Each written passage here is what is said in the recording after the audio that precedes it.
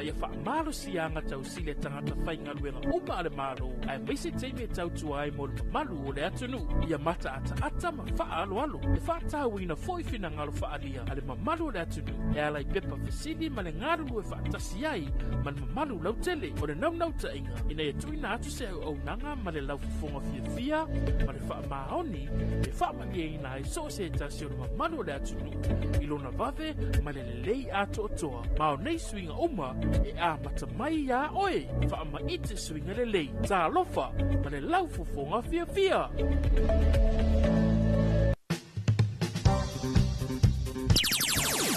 Talofa Samoa, mato nei mai sana ku primary school. Ina la au ile tu eki, ina ka o amo. So ai Samoa ato, seki atu eki.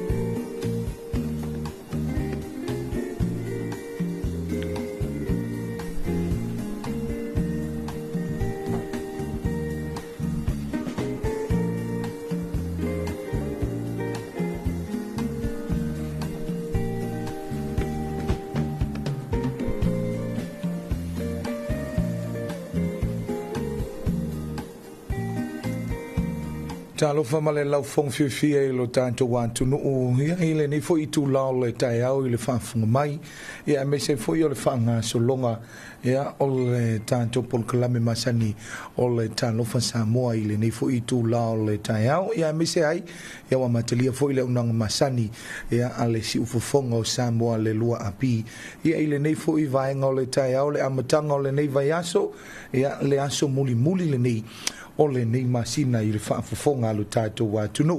Whaamalo le folau, whaamalo fo I le ono sai malo le tau watai.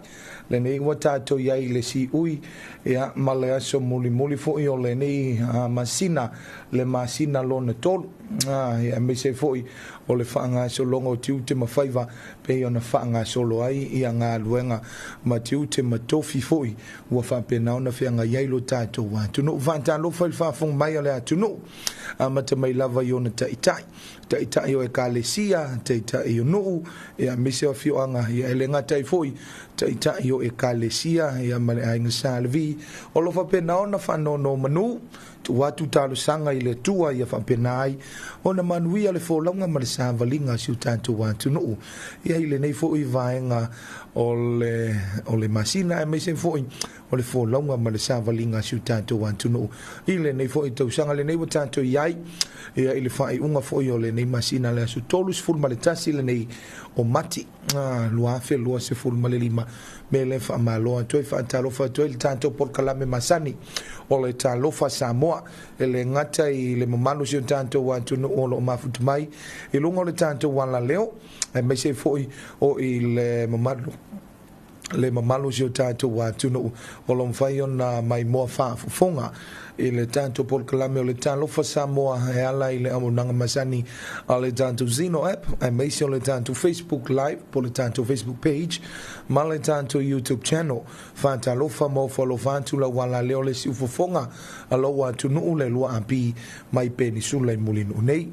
Ea, I e vole tali tonunga mawalunga, ea, watele ina ala whai le to atele o si o tātou watu nuu. Ai mai se ai ia awale a matali o tiu te masani ia o ngā luenga foi ma tiu te ia o tu tofi elo tātou wātunu whapea le whanau ia onga ma lo le usu al fai mai whanunga le lei ia upu masani a Talofa ma le lau fonga fia tātou a maua lava le fuala au ia ma le vai malu le nei o le ata lau fufonga fia ia le mea la tātou popole ai le mea la tātou atu ai fole mafofauia ia tātou ia maua lava le fuala au le fia ia mise fo ia le ata whapena ona teito luaina masi o tātou wantunu e le ngata le whanau a onga ai mise fo ia le whianga i manga luenga o le nei fo ia sunga fua ia e le talitonunga wa tele na usu mai le to tele a vele na te mafuta mai lunga le o lauta vale ia po le pasi ia me se vota to o nanga ta vale la pasi se pe o pasi ma taxi fa talo fatu ia ile sunga ile tautai o le ala ia me se foi o lau pasi se malu fa talo fatu ia le tanto por kalame masani o le Talofa Samoa ia ile nei foi tai o fo ia o tato vaia ia le alofa maleanga le leo le tua e ui lava ina momoe mi amato fafalu tato atuno ia ile po ana po ia ia lava le tali tonu ngasa au fatasi le tua ia mai tato ile po ana po pe ona fanga solo i foi ia le au nanga masani ala wana leo ia malo le on sa malo foi i so tato atuno le talo ia ai mai se ai ia ona yo tato matua tausi tina mata mama tutua ia o le tato watuno ia lo fa pena foi ona manui ai si o tato watuno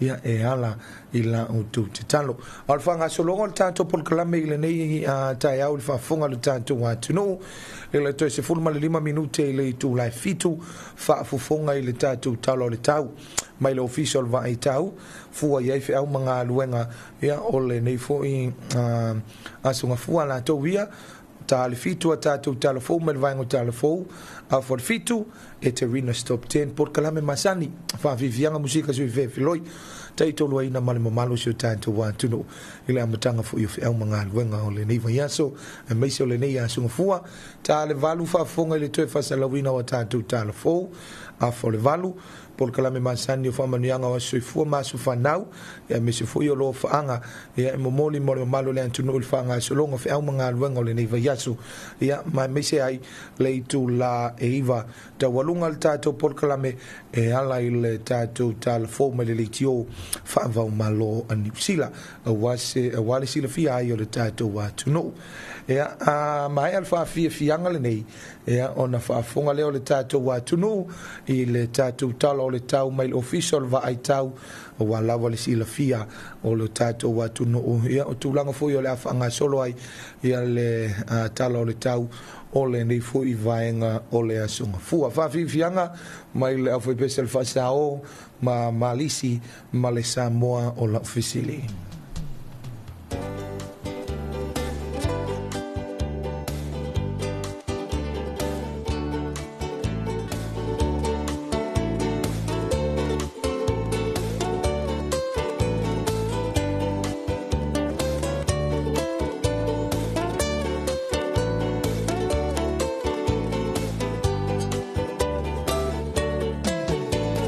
Samoa o lo ufesili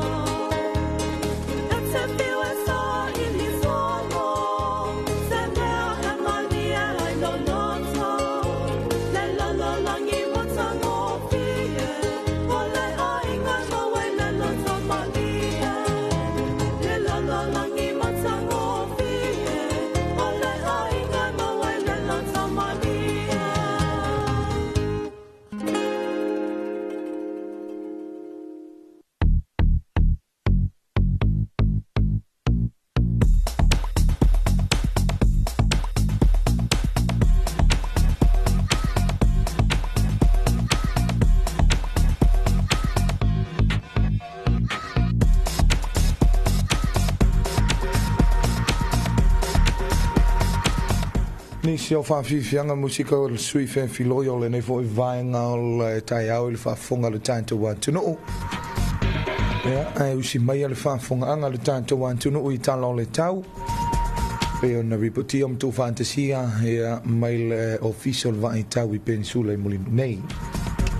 Tala tau mo vaenga o Samoa whamawina le official le tau I tu lai awhaleli mai le tai au le asunga fua. Tolus fu maletasi o mati I lua whelua se fulu malelima. Winga o le tau. O au susua sa vili o le mta upolu sae o lo o fiti ai Samoa. Mai au mai au manai timu e a fiai le antuna u inisi o taimi. Tana o le tau mo upolu vaenga matu I sifo falifaa pia manono. Mole aso. E o fitia se vaenga o le langi e au matimu e to ulu vavasolo ai. Whaapea nei wila mawhai titili e ono I ai inisi o vaenga. Vaenga sa e saute sifo ale pata sa fata si umulefanga. Mole aso, e ufitia se vaenga o le langi e au matimu e to ulu vavasolo ai. Whaapea nei wila mawhai titili e ono I ai inisi o vaenga. Talon tau mo sa wai vaenga sa e matu sae. Sale longa sale aula mole aso. E ufitia se vaenga o le langi e au matimu e to ulu vavasolo ai. Whaapea nei wila mawhai titili e ono I ai inisi o vaenga. Ma tui sifo a vawa sau whane a lupo. Mole aso. E ufitia se vaenga o le langi e au matimu e to ulu vavasolo ai. Whaapea nei wila mawhai titili e ono I ai inisi o vaenga. Sau te palauli lata nei afu mole aso. E ufitia se vaenga o le langi e au matimu e to ulu vavasolo ai. Whaapea wila mawhai titili e ono I ai inisi o vaenga.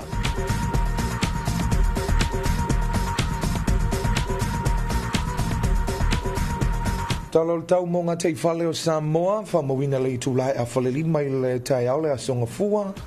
Tolus fun maletasi o mati se I aulia le vailuanga o le pō o le a songa fua. Vainga ngā tei whale I mātou mo le a soe angile mta o polu sa vili mai se sae. E se fulu I le loa se fulu kilomita I le tūla o ngalu e tasi I le lua mita le mawalulunga. Wainga ngā te whale I saute mo le a so. E angile mta o polu sa vili mai se sae.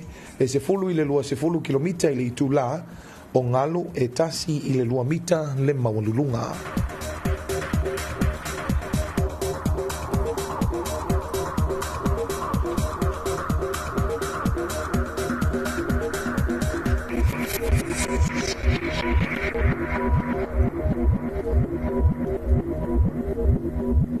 Se vainga I tala o le tai, o le temili nei o lo o PLL le tai, ia I le fuafuanga o le lua suma le valu e te le I tūla e valu I le tai au le so, o le sua tutu I le tai, o na toi PLL le o le tai le toi 5 minute le I tūla e tolu I le awaoli, o na toi sua tutu I le o le tai, I le toi 5 minute I le I tūla e iwa I le poana nei.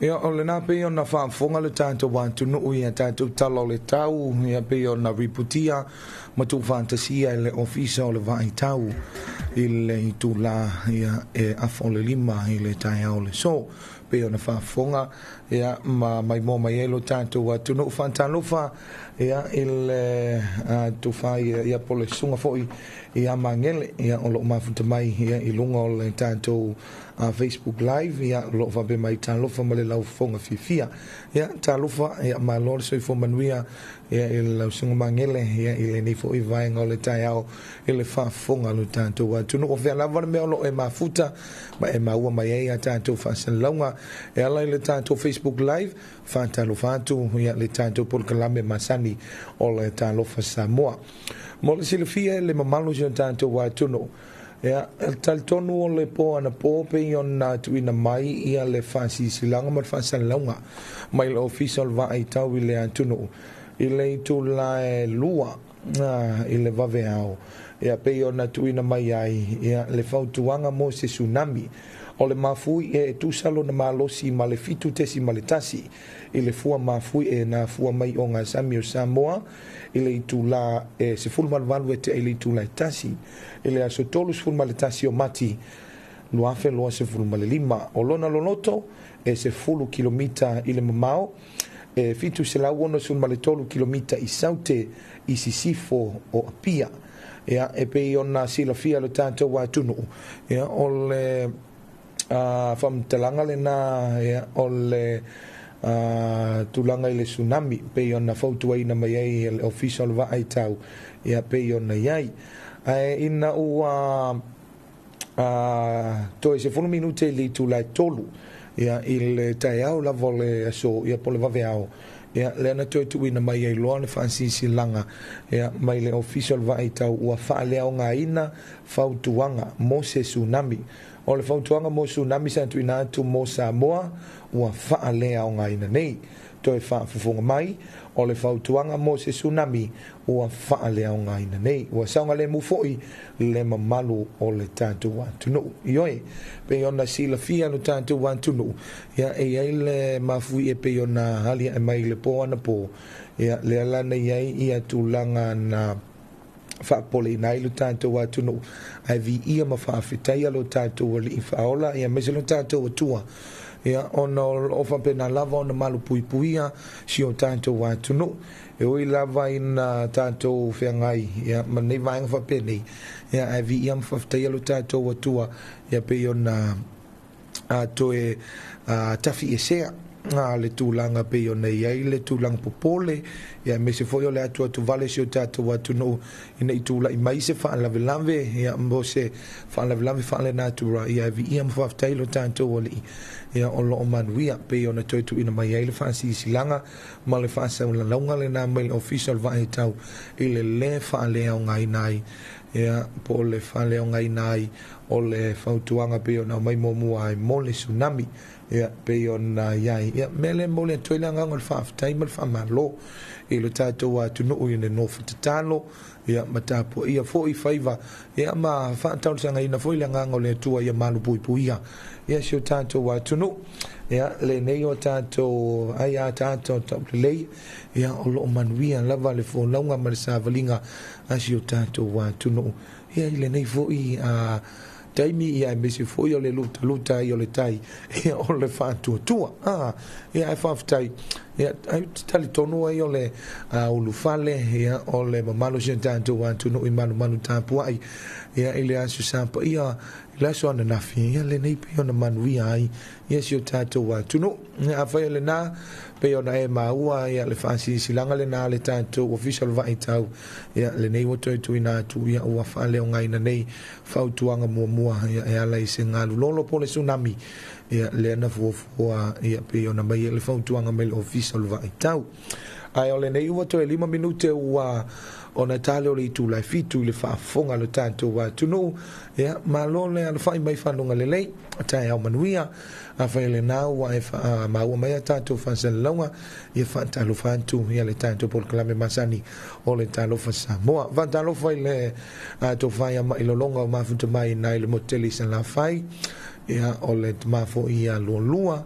ia inai fale asiu ia o lo mafuta mai foi le sunga ia mau malo wa talton ia e te tala tu lole leina ia e mua mai ia mau malo lo na lua mai ia me ia o tanto pa anga masani ia o le tatu wala leo ia mission tanto por kalame masani o le Talofa Samoa ia ile nei vai ngole taiau a foi le na ia o lo e mafuta mai lunga o le awala tele ia i lunga o le awala ia i tono lau sa ia po o le tātou au nanga masani o Tavale lau pasisi ia tautonali saunga le mu le fuina mo le mawina ia le alia e mai nisi o whaafitauli ia misi fu whaalave tau Tavale i lunga o le awala ia i le whaiunga le vai aso ia o le whautuanga masani lava e tu inatu ia whampena o na tautonali saunga le mu o sio tātou wa tunu ia misi foi ia o le nei whantua matalia le nei vai aso ia ma le tūlanga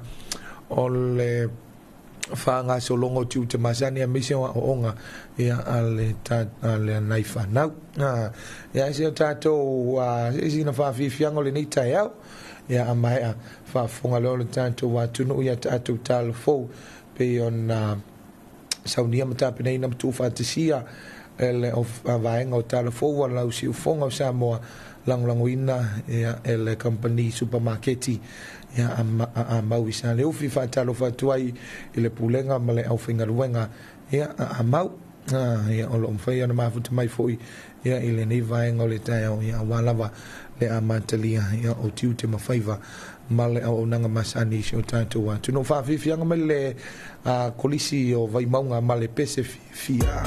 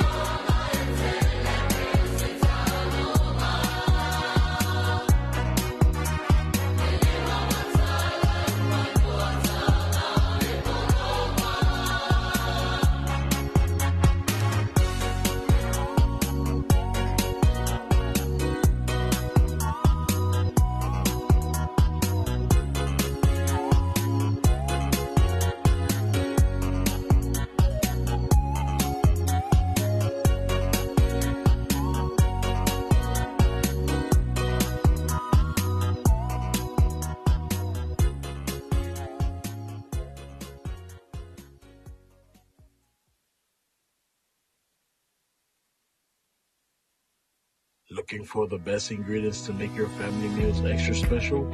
Choose Manaya Family's favorite. From cooking oil to mushrooms, canned tomatoes, fruit cocktail, peaches, kidney beans, vermicelli, beetroot, and more, Manaya brings the finest quality to your kitchen. Exclusively distributed by Chanma Company Limited, Manaya products are trusted and loved by families everywhere. Make every meal a delight with Manaya. Manaya, family's favorite. Available now at a store near you.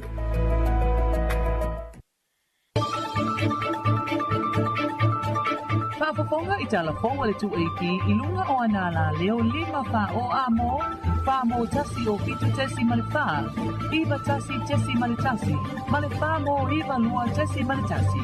Malunga o le sino mai moa I lunga o le tu'eipi Facebook page, male ala ata le malo le TV iwa, le si upafonga o Samoa, le tu'eipi. Talofa lava o talafo mo le nei tula. O le vaya solo na lua le nei talo na amata whaatino o onga mo la atowe ngā lulue. I leo ina mai o whaamaunga mai le atunoo. O lea o onga ua o inai ma whauwhau o la atowa filifilia. O lea ngā lulue I leo ina mai o whainu mera. Whatasia ima le sila fiona tali atu I whawhitauli.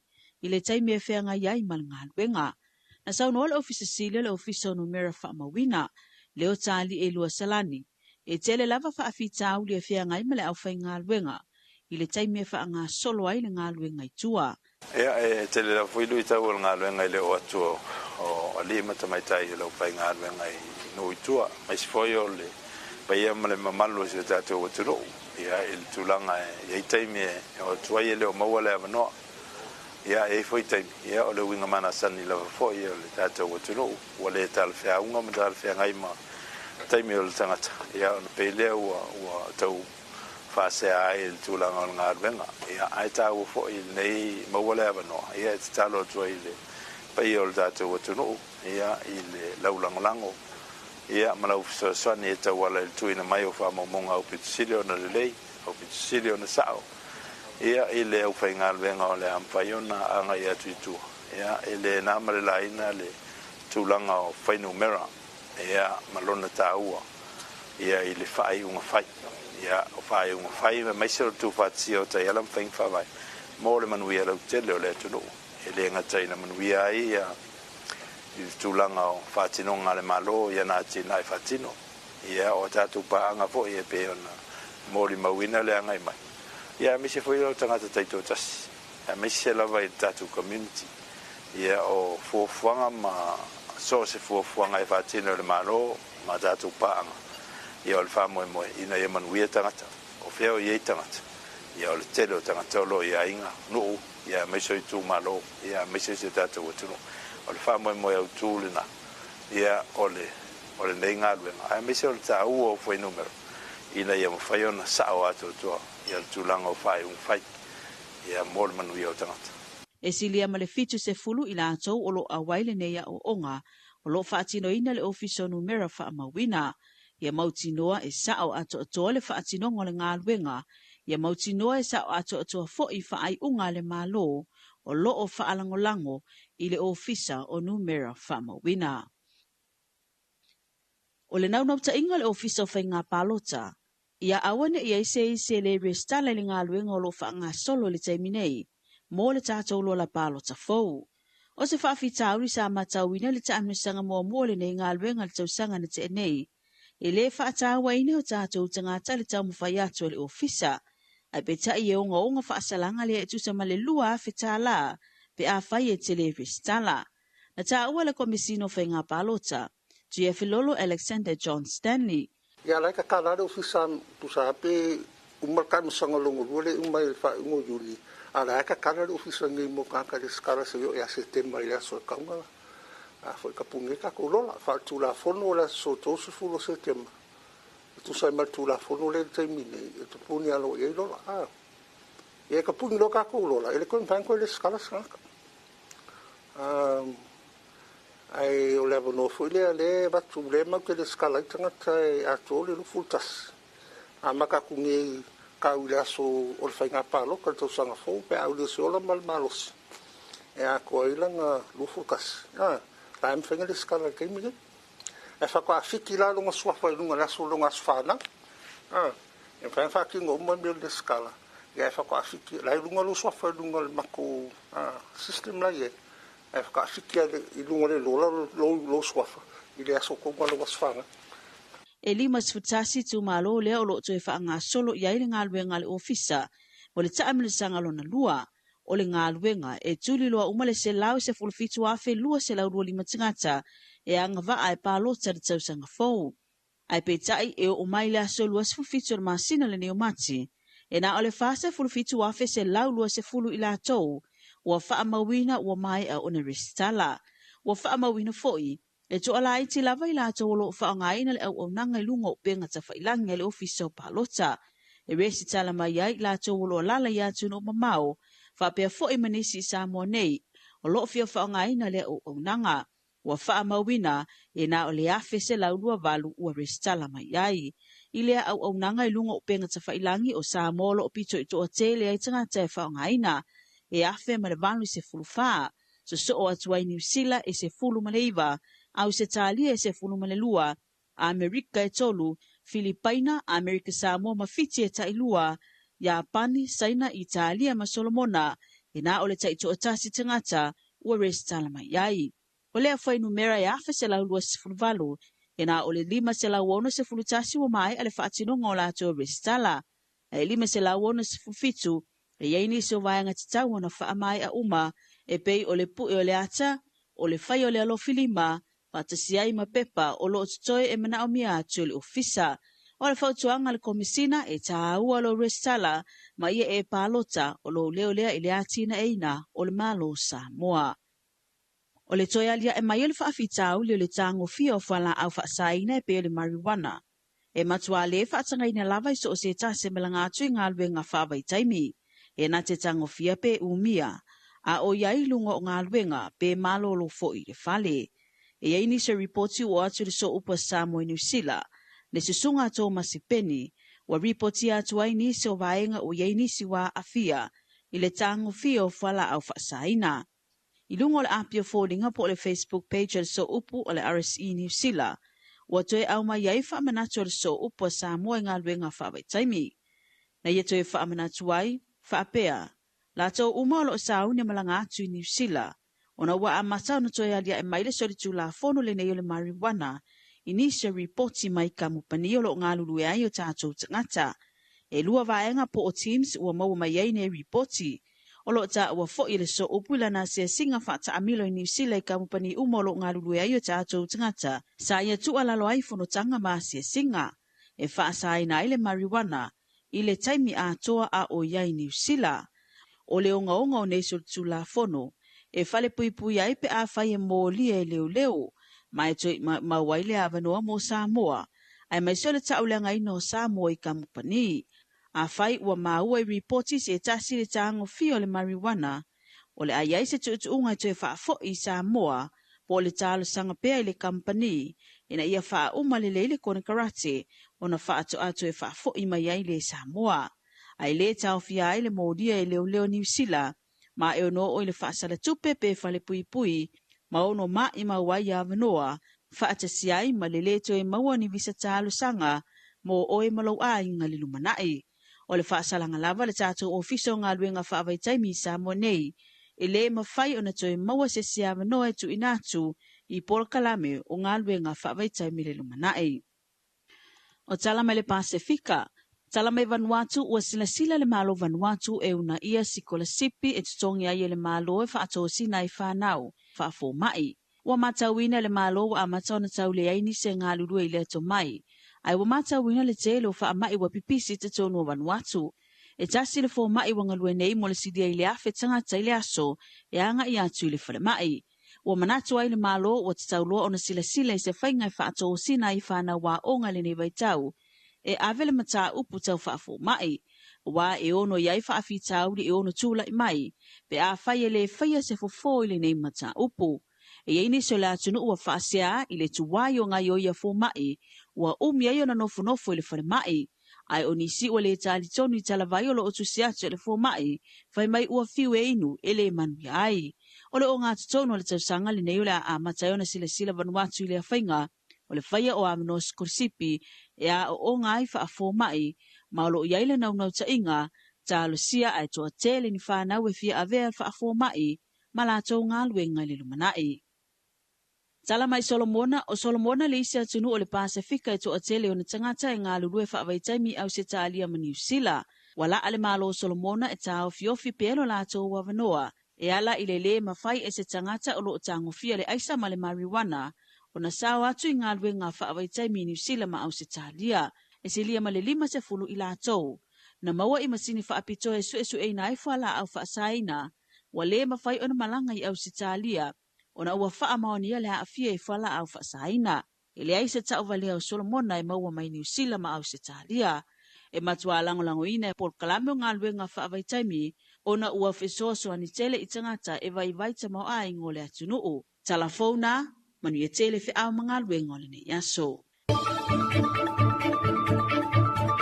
Whaafafonga i Talofa le 2AP i lunga o anala leo 5 wha o amo, wha mo tasi o fitu tesi male wha, iwa tasi tesi male tasi, male wha mo iwa lua tesi male tasi. Malunga o le sino e, mai ngoa i ai i lunga o le 2AP Facebook page, male ala ata le malo o le TV iwa. Le si whafonga o Samoa, le 2AP. Looking for the best ingredients to make your family meals extra special? Choose Manaya Family's Favorite. From cooking oil to mushrooms, canned tomatoes, fruit cocktail, peaches, kidney beans, vermicelli, beetroot, and more, Manaya brings the finest quality to your kitchen. Exclusively distributed by Chanma Company Limited, Manaya products are trusted and loved by families everywhere. Make every meal a delight with Manaya. Manaya, family's favorite. Available now at a store near you.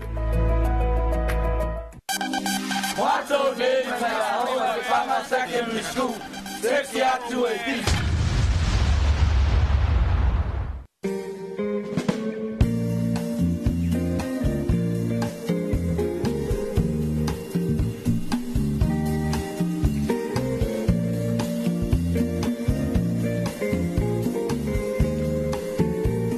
Ya ole na pe ona fa fonga le tanto wan to no ya tanto Talofa me le vaingo Talofa fa lo longa company supermarketi a mawisa le ofi pe ona fa fonga ya le ana tu fantasia ya ma fonga na tu le tomaitai o matha tomata fa vai le vaingo Talofa ya mantanto Talofa me vai fa no mo le nei fo I vaingo le tai mo le toi ya fantalo fantoi le pulenga ma le fainga luenga ya le supermarketi a mawi naisa le ofi ia le pulenga fo ima le fainga luenga le na wan fa ifanunga le le amantali foi le lanto wo nanga masani ia wale tau tuai na le mamalu fe mananga le mamalu o sio tato wa tu no ia ile nei fo I vainga o le tai au ia a mesi la tu ia o le na wo sui fo ia ma wa tu langa fa tonga masani o le aso ia mesi fo ile ano ai o lanto pa u malato fa na wilo amale tele male ano ifo yo lato loa o lo fa pena ona ia ile ni fo ivainga o le tai au fa Talofa atu ele malo sio tato watu no lo mfa na mafuta mai lungo le tanto Facebook live fa Talofa fo ile fionga ia le fa wali I un to o lo fonti ia alfa ile nei tai au fa Talofa to ile o fionga ia malo le on sai tai au manuia ia o lo fa pe mai ia o mafuta mai ia ile nei fo ivainga o le tai au ala le tanto Facebook live la to uma ia o lo mfa na mafuta mai fa Talofa atu ma na ia yo o tanto Talofa ia pe ona Saudi amata pe nei matha ia tau mata fa vai o le tulanga fo ile o le fa nga solonga ia o le toi resitala ina o tanto tangata no ia pe ona fa nga solo I foi le nga luenga le na le official commission foi nga balota alu tanto wantu no ala ia tu tambu sanga lona lua le o lo fa nga solo atu I tu malo e limas ful maletasi le ngata I tu mo nei ia me se foi le motu tele I sala fai ia fai o le nai le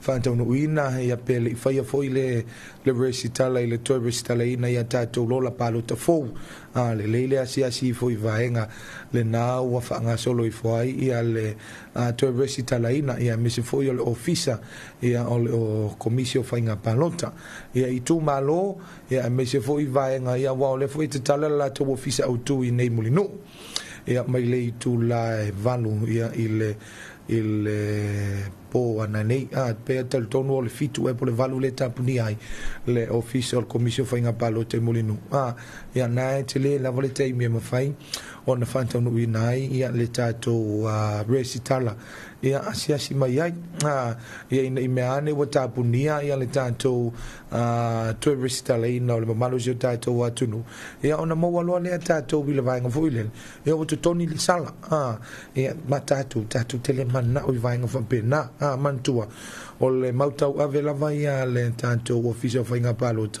o lau palota o lou leo manatua ia o le tato palota le fa pena ona filfili ai ia taitai o le tato watuno ia awalava ia le manuia lautele asio tato watuno ia watu langa o poloketi ia o le atina ina foi o ngā luenga ia e mese o fanga solonga ia o le atina ina o sio tato watuno ia isa monei ia fatalo fatua ile malo sio tato watuno ia o lomfai o na fafunga mai ia le nei wasu malfitu minute te leitu lai fitu ia o le fai unga le vai aso pe o na mato wasia sia to le motu teli sala fai ia pe o na malanga to i fo ia manisi sui o le tato ofisa nei ia me se fo le tato wala leo ia nala na sia sia to i fo ia ele ngata ile nisi o ngā luenga ia o le unanga lautele ia wale le o le tuina tu o le tato ala leo i nisi o no foanga o le tato motu teli sala fai ia me se fo i o le tulanga fo ile le o le connectivity ia po le unanga o le fanteknolosi fatalo fantu ai fo ile fionga ia pili ia o lo mafuta mai nai le falma inai tu sivi ia me se foi ia o le pulenga foi mala foi ngaluenga ia li imata mai tai fo mai me se foi o vasenga o le autosi soifua ia o lo va benaona tautua ina ia le malu o sio tanto wa tuno ia wa ia fo mai o le tino ia o lo fa benaona fia fo ile tanto falma inai tu sivi me se foi o falma i fale tu malo fanta lo fatuai ia ile mtanga luenga o soifua malo ina ia ile la to fo ia o nanga ia o lo of pena on fatino ina le luas full fai tu la ia e ala mai ia e ali mata mai tai fo mai mata usi soifua fanta lo fo ina ile ia tato paanga masani pe o le vainga o le Slack ia o le Escomotos ia ai me se foi o le vainga o le Apia Insurance ia ila to ia me se foi o tato pisinisi fa la potonga ia matato o nanga ni ia le tele na fa fonga mai le tato watuno ia ilonga o le tato Paul Kalame ia e ala foi ia la to unanga masani ia me se lava walisi la fia ia o le tato watuno o la to nanga fa talo foi ia le sunga ia va ai ia o le nai mafuta mai ia o mafuta mai lunga le tato Facebook live ia o lo fa mai wo code mai lo si fonga ia sau ia la o levo na fa tali ioe ia pe ia na fa fonga le tato watuno ia o lo fa pena lava ona ia ile nei vaenga o le tai ai fa talo ia o le so foi le fanga solo ai ia le se singa masani ia po o vaenga le o le committee ngalue al tato poloketi foi le al miliona le mai le tato malo le ana fanga solo ile la to wasisinga ia e lua aso i tumbo nei lua foi anso le motu tele sala vai fanga solo foi tulanga masani o le asisi o tulanga o lo fansa fu to ile manuia ia tato fono fa vai e limas ful malitas ia le nala a vai to foi ia le nisio le tato ofisa ia me se foi le sunga ia va ai ia ma le sunga ia masoi le ia manuia lua fai vali tautua nai fatino falelea tatou galuega ina i mea ane ua pele mai pe galo le kan ia ona faaletonu ai lea o le tatou asisiga ae faamalo le tatou atunuu i lenei vaega o le taeao ia i le faafoga mai foʻi le tatou polokalame masani o le Talofa Samoa ia i lenei vaega o le asogafua io le nei watanto ia le aso muli o le nei foi masina le aso tolu suma le tasio mati e se le sawa o le tulanga o le nei foi tausanga ia ia vaenga foi e pe ona fanga solo ai ia nga luenga e ui lava ina luta le tai ia fa fita u le ngate tono ainga ia o tono fala potu potonga ia o matanga luenga ia vi ia mfafte ia pe le tua ia o lo fanga solo pe tulanga o le tangata malana ia o lo fianga ia fo ia ile nei fo vai tau me se o le fanga solonga ia o le nei fo i tu sanga o le nei ua no so maltasi minute tele tu la fitu manatua a fal fitu por clame masani o le Eterina stop 10 fantalo fantoi le tomaita io Eterina ia le na fo i wan fa ia wa lava le amatalia o le nei fo i vai aso ia o tulanga ia o onga me se foi al mtanga luenga wa onga ia ma sunga ia lima tamaita i fai a onga ulua onga pule a onga foi me se sia onga ia wa lava na tawina ona ia lo mafanau fa fianga le nei ia to liu mai ia matalia le o le tantu porkala me masani o le Eterina stop 10 fa fianga mai le au fai pese ale a onga o Leone High School Choir ia male fa fianga lo moenga i le papa.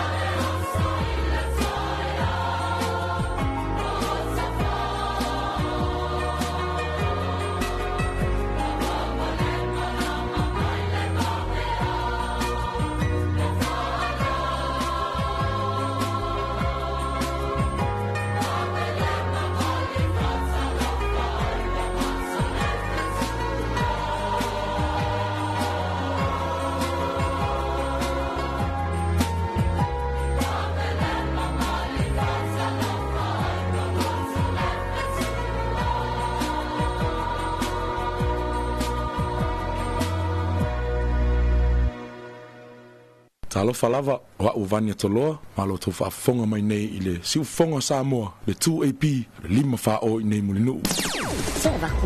Cheva kwa famul more chima. Brother on sailo lo tumlo nganga ngila le 5 fa o stilo ma fasmo ya ngo fokwe fa ko akako ulo brother.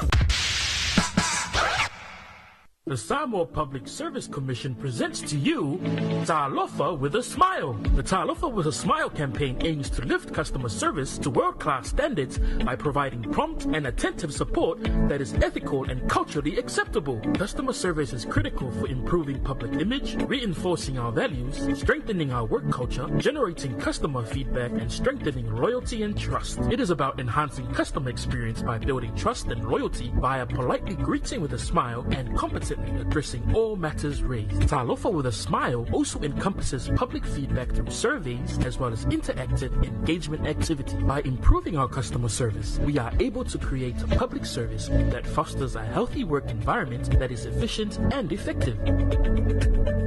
And it all starts with you. Be the change. Talofa with a Smile.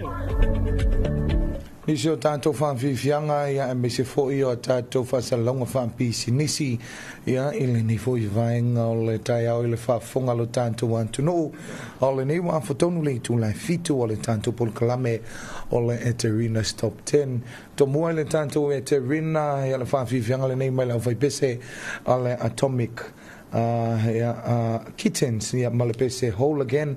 This song was released on the 29th of January 2001 and is a song from the British girl group Atomic Kitten, and that's the first of our Eterina's Top 10 Whole Again.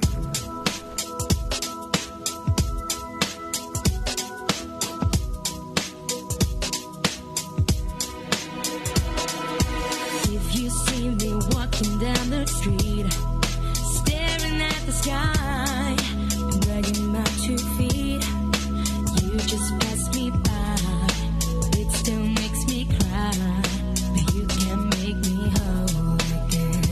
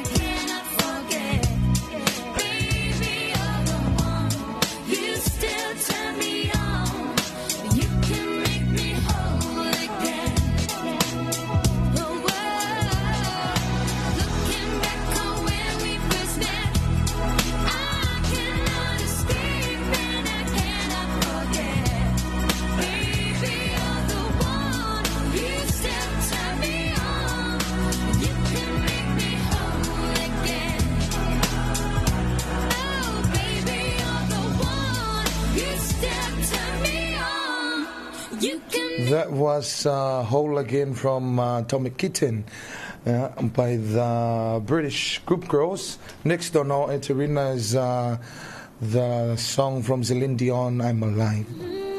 This song was released on the 5th of August 2002. I get wings to fly. Oh, I'm alive. Yeah.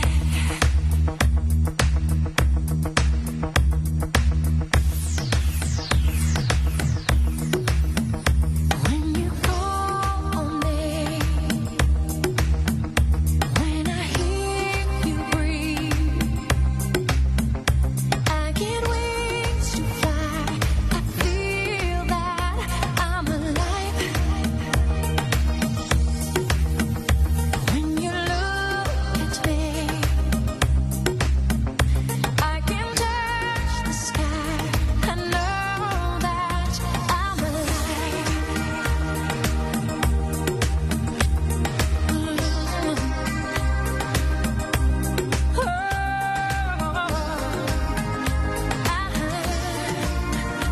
When you bless the day, I just drift away. All my worries die. I'm glad that I'm alive. You've set my heart on fire, filled me with love, made me a woman on clouds above. Couldn't get much higher. My spirit takes flight, 'cause I am alive.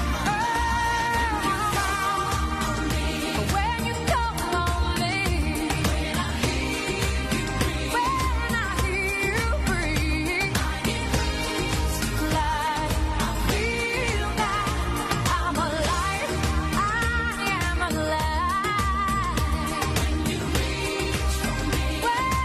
reach for me, places deep inside, God knows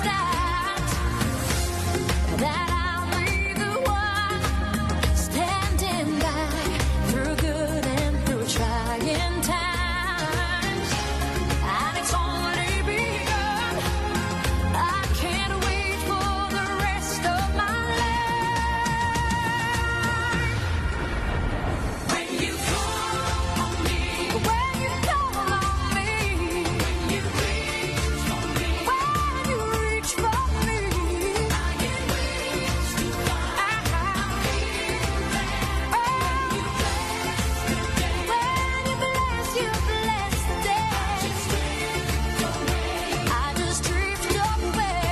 All my worries gone. I know that I'm alive. I get wings to fly. God knows. That was Celine Dion and I'm Alive on our Eterina's Top 10. Next is the song Give Me Hope, Joanna from Eddie Grant. This song was released in the year 1988.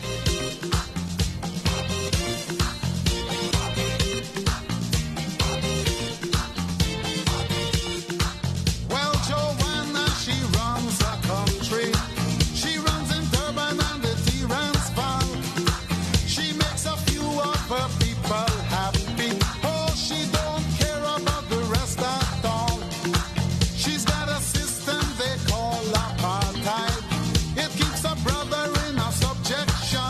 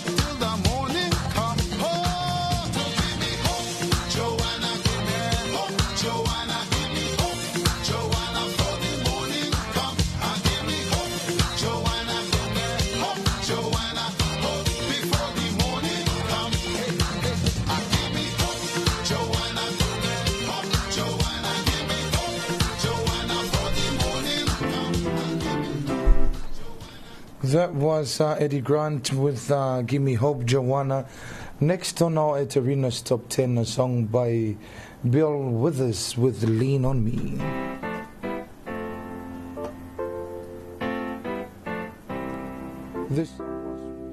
This song was released on the 21st of April 1972.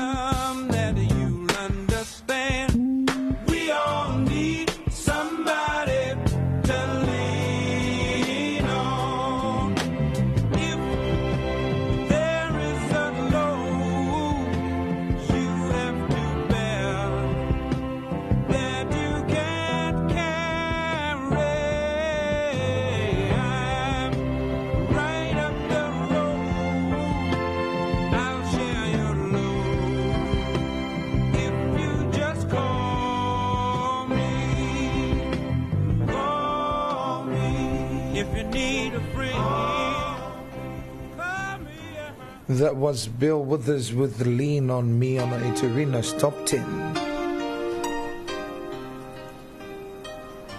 Nothing to Lose from Michael Learns to Rock. This song was released on the 12th of September 1997. When you make me laugh, there are moments when you drive me mad. There are seconds when I see the light. Though many times you make me cry, there's something you don't understand. I want to be your man. Nothing to lose, your love to win.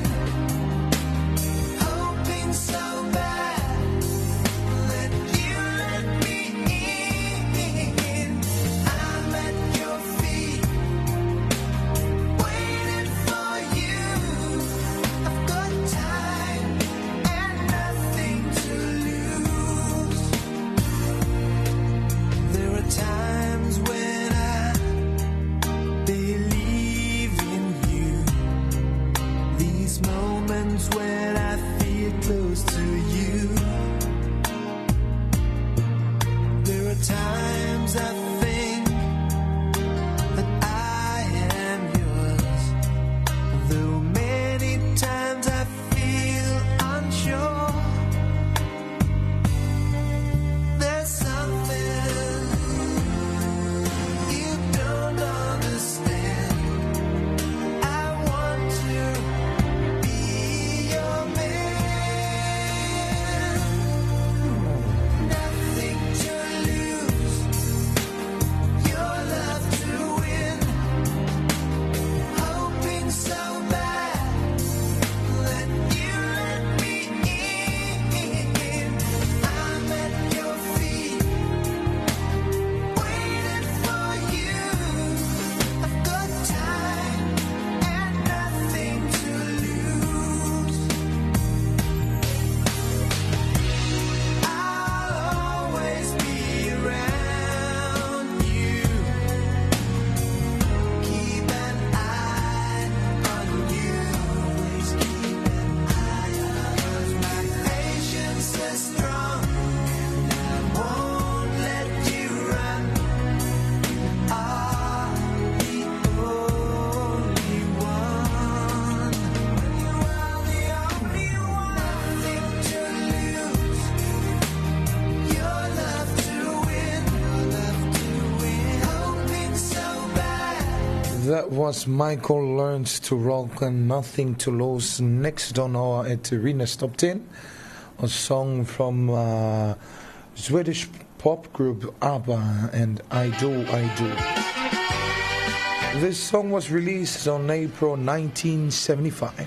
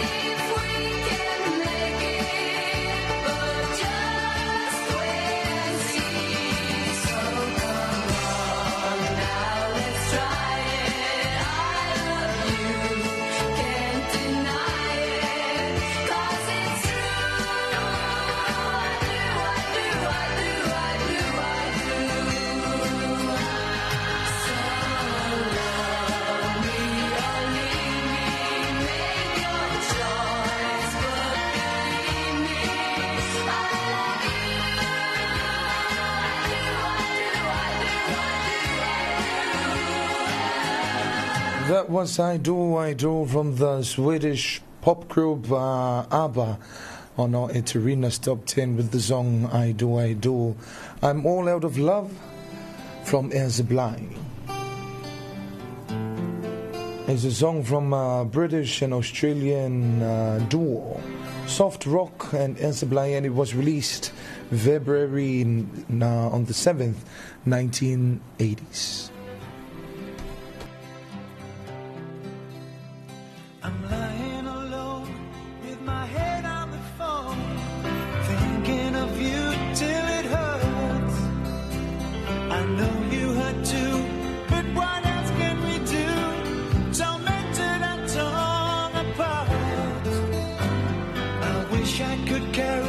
a smile in my heart for times when my life seemed so low.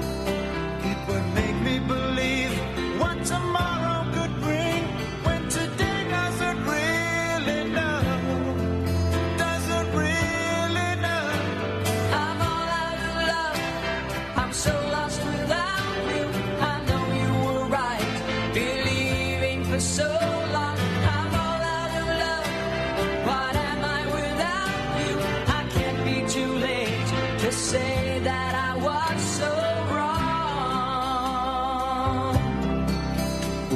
I want you to come back and carry me home, away from these long, lonely nights. I'm reaching for you. Are you feeling it too? Does the feeling seem oh so right? And what would you say if I got on you now and said that I can't hold on? There's no easy way. It gets harder each day. Please let me over. I'll be gone. I'll be gone. I'm all out of love. I'm so lost without you. I know you were right, believing for so long. I'm all out of love. What am I without you? I can't be too late to say that I was so wrong.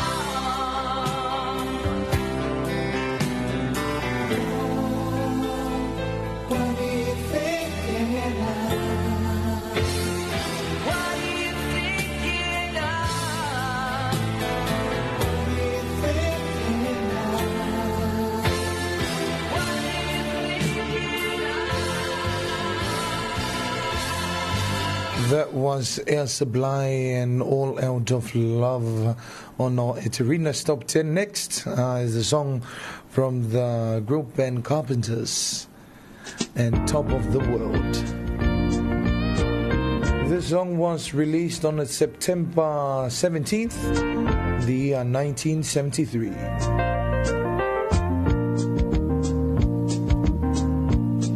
And it was composed by Richard Carpenter and John Bitties. There is wonder in most everything I see. Not a cloud in the sky, got the sun in my eyes, and I won't be surprised if it's a dream. Everything I want the world to be is now coming true, especially for me. And the reason is clear, it's because you are here. You're the nearest thing to heaven that I've seen. I'm on the Top of the world, looking down on creation, and the only explanation I can find is the love that I've found ever since you've been around. Your love's put me at the top of the world.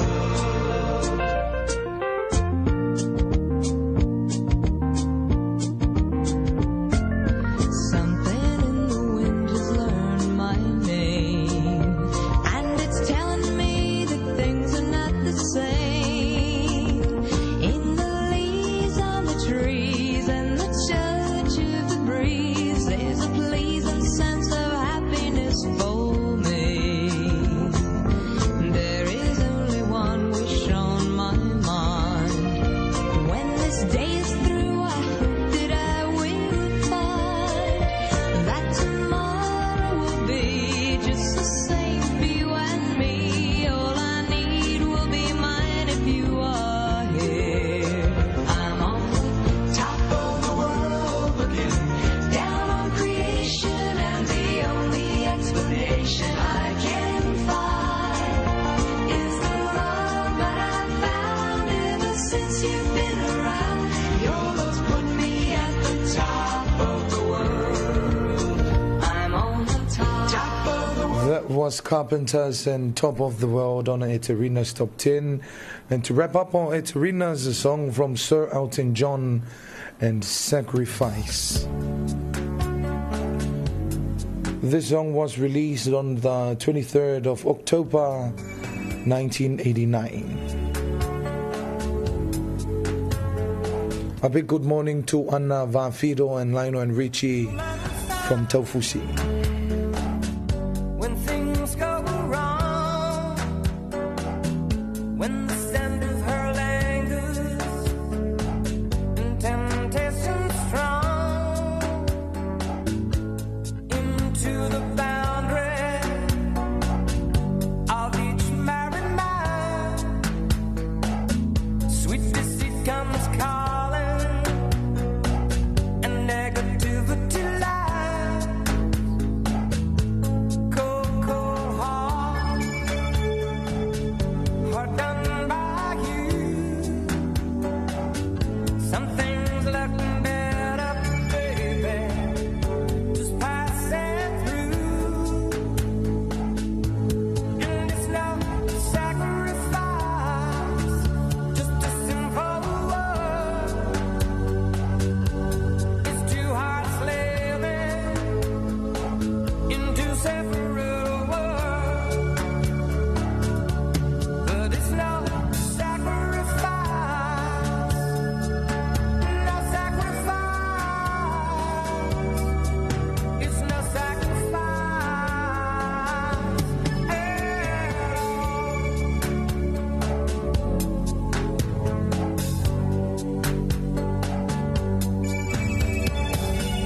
It's a misunderstanding after the fact. Sensitivity builds every sun. In the final act, we lose direction. No stone unturned, no tears to damn you. When jealousy burns, cold, cold heart, hard done by you. Some things look better, baby, just passing through. And it's no sacrifice, just a simple word.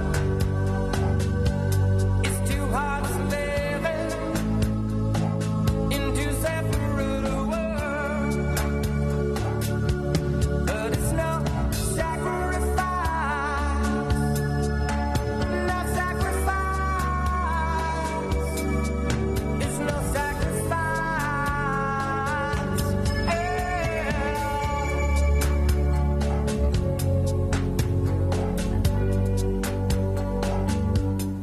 Tawalunga tuai mal tanto e Terina stop 10 ile fanfifianga le na mai Sir Elton John mal sacrifice ile nei fo i vainga all tai au ina wata tonu le tu le valu ya usi mai al fafunganga lo tanto wa tunu ile to fansalawina wa tanto talfo mal vango talfo fa no longa company supermarketi a mawisale ufi. Looking for the best ingredients to make your family meals extra special? Choose Manaya Family's Favorite. From cooking oil to mushrooms, canned tomatoes, fruit cocktail, peaches, kidney beans, vermicelli, beetroot, and more. Manaya brings the finest quality to your kitchen.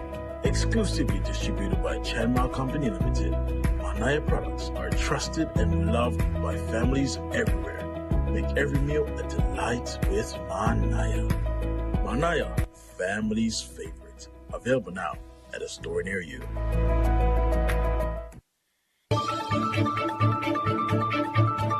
Whaafafonga I Talofa le 2AP I lunga o anala leo 5 wha o amo, wha mo tasi o fitu tesi male wha, iwa tasi tesi male tasi, male wha mo iwa lua tesi male tasi. Malunga o le sino mai moa I lunga o le 2AP Facebook page, male hala ata le malo o le TV iwa, le si upafonga o Samoa, le 2AP. Talofa lava o Talafo mole nei tula. O le vai asolo na lua le nei talo na amata whaatino o onga mo la atowe ngā lulue. I le au ina mai o whaamaunga mai le atunoo. O le a o onga ua o au inai ma whauwhau o la atowa filifilia. O le a ngā lulue i le au ina mai o whainu mera. Whatasi ai ma le sila fiona tali atu I whawhitauli. I le taimi e whenga iai ma le ngā luenga. Na sauno le ofisa sila le ofisa o numera whaamawina. Leo tali e lua salani. E tele lava whaafita au le fia ngai mele au whai ngā luenga, i le taimea wha ngā solo ai le ngā luenga i tua. Ia tele la fuilu i tau ngā luenga i le o atua o ali matamaitai i lau whai ngā luenga i no i tua. Mai si foi o le paia male mamalu si o tātou waturo. Ia i le tūlanga i taimea o tuai e le o maua le avanoa.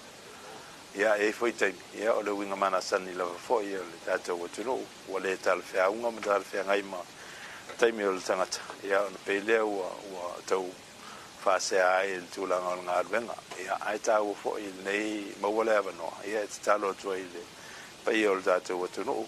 Ia i le laulangolango. Ia malau fisosani e tau wala i le tuina mai o whaamamonga au pitusiri o na lelei, au pitusiri o na sao. Ia i le au whai ngā ruenga o le amwhaiona anga i atu i tua. Ia i le nāmare laina le tūlanga o whainu mera. Ia malona tāua. Ia i le whai unga whai. Ia o whai unga whai mai sero tu whatsi o tai alam whaing whawai. Mō le manui alau tele o le atunu. E le ngatai na manui ai ia i le tūlanga o whatino ngā le malo ia nā tina i whatino. Ia o tātou pa anga fo i e pe ona mō li mauina le angai mai. Ia me se fo i lau tangata taito tasi. Ia me se lava i tātou community. Ia o fuafuanga ma so se fuafuanga i whatino le malo ma tātou pa anga. Ia o le whamoe moe, ina ia manuia tangata, o whiao i ei tangata. Ia o le tero tangata o lo ia inga, nuu, ia meiso i tū malo, ia meiso i se tātou atunu. O le whamoe moe au tūlina, ia o le nei ngā luenga. Ia meiso o le tā ua o whai numero, ina ia mwhai ona sao ato tua, ia le tūlanga o whai whai, ia mō le manuia o tangata. E silia ma le fitu se fulu i la atou o lo awaile neia o onga, o lo whaatino ina le ofiso numera wha mawina, ia mautinoa e sao ato atoa le whaatinonga le ngā luenga, ia mautinoa e sao ato atoa fo i whaai unga le mālo, o loo whaalangolango i le ofisa o numera whamawina.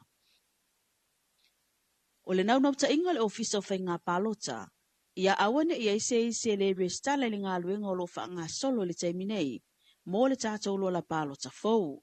O se whaafitauri sa matauina le taamisanga mua le nei ngā luenga le tausanga na te enei, e le whaatawa ina o tātou tangata le tau mwhai atu le ofisa, ai pe tai e onga whaasalanga le etusa ma le lua whita la, pe a whai e te le restala. Na tā ua le komisino whai ngā pālota, tu e filolo Alexander John Stanley. Ia laika kānare ofisa tu sa hape umarkai masanga longo rule umai le wha ungo yuli. A laika kānare ofisa ngi mo kāka le skara se yo e a se tema i aso e kaungala.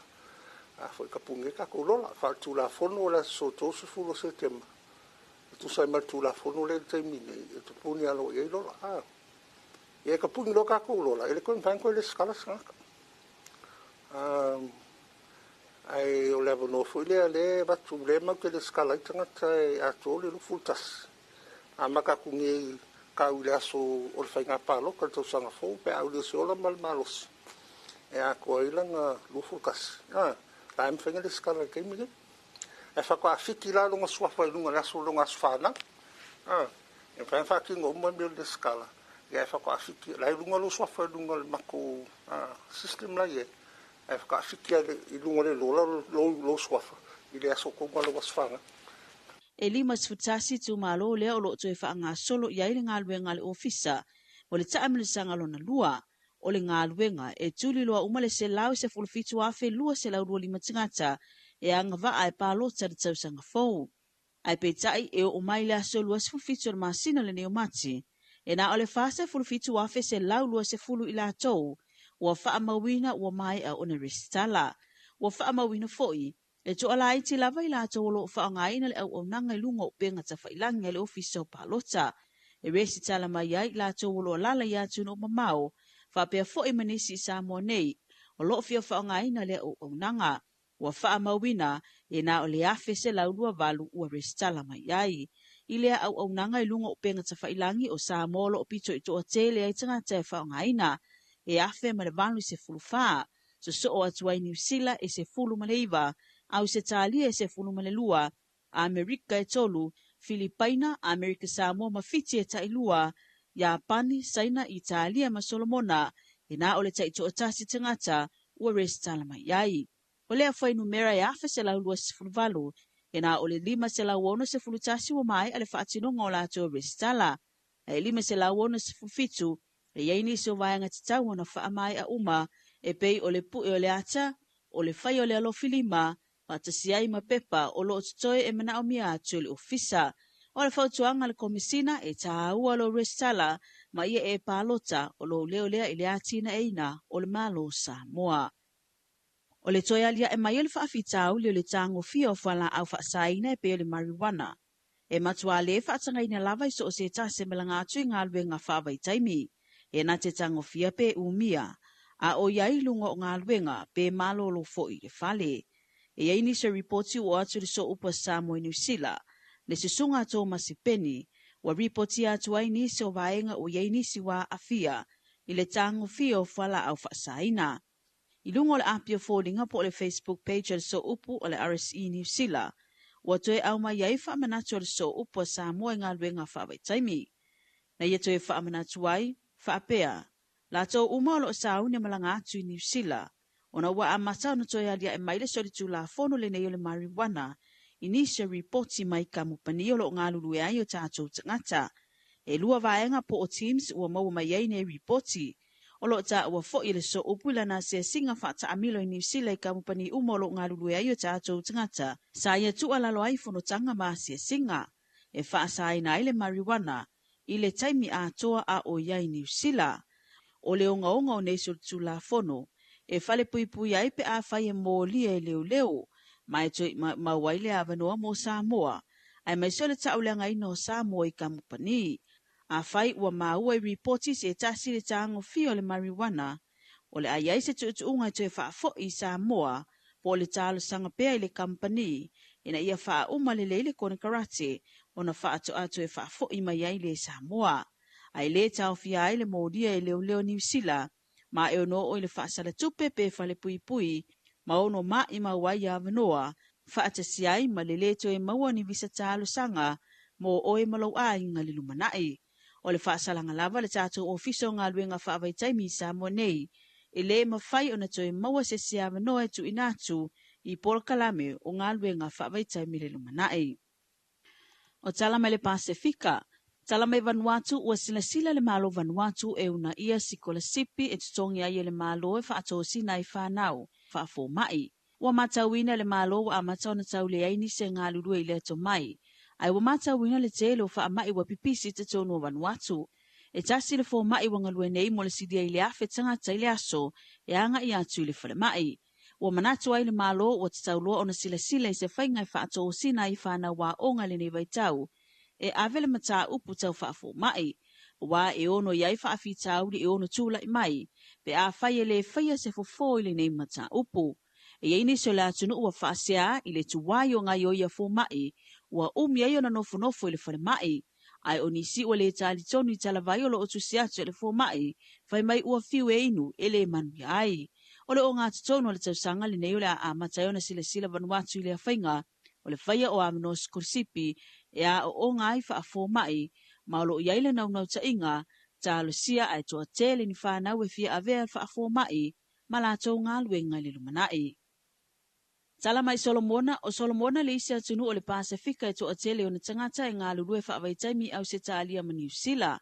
Wala ale malo Solomona e tau fiofi pelo la tau wavanoa, e ala i le mawhai e se tangata o lo tango fia le aisa ma le marijuana, o na sao atu i ngā luenga whaavai taimi New Zealand ma au se talia, e se lia ma le 5 i la tau. Na maua i masini whaapito e su e na e whala au whaasaina, wa le mawhai o na malanga i au se talia, o na ua wha maonia le haafia e whala au whaasaina. E le aise tau vale au Solomona e maua mai New Zealand ma au se talia. E matua lango ina e Pol Kalame o ngā luenga whaavai taimi, o na ua whesoso ani tele i tangata e vai vaita mau a ingo le atunuu. Talafona, manu e tele whi au mga luenga o le ne yaso. Whaapaponga i Talofa le 2AP i lunga o anala leo 5 wha o amo, wha mo tasi o fitu tesi malipaa, iwa tasi tesi malitasi, malipaa mo iwa lua tesi malitasi. Malunga o le sino e, mai ngoa i ai i lunga o le 2AP Facebook page, palahala ata le malo le TV iwa, le silpaponga o Samoa, le 2AP. Looking for the best ingredients to make your family meals extra special? Choose Manaya Family's Favorite.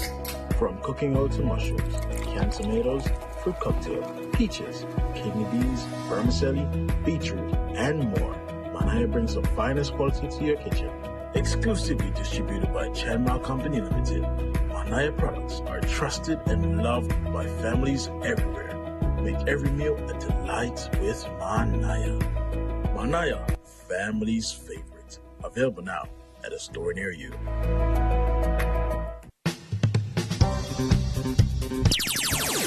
Talofa Samoa, mato nei mai sana ku private school. Ila la au ile tuengi, ni mama o amo. Iso ai Samoa ato, seki atu eki.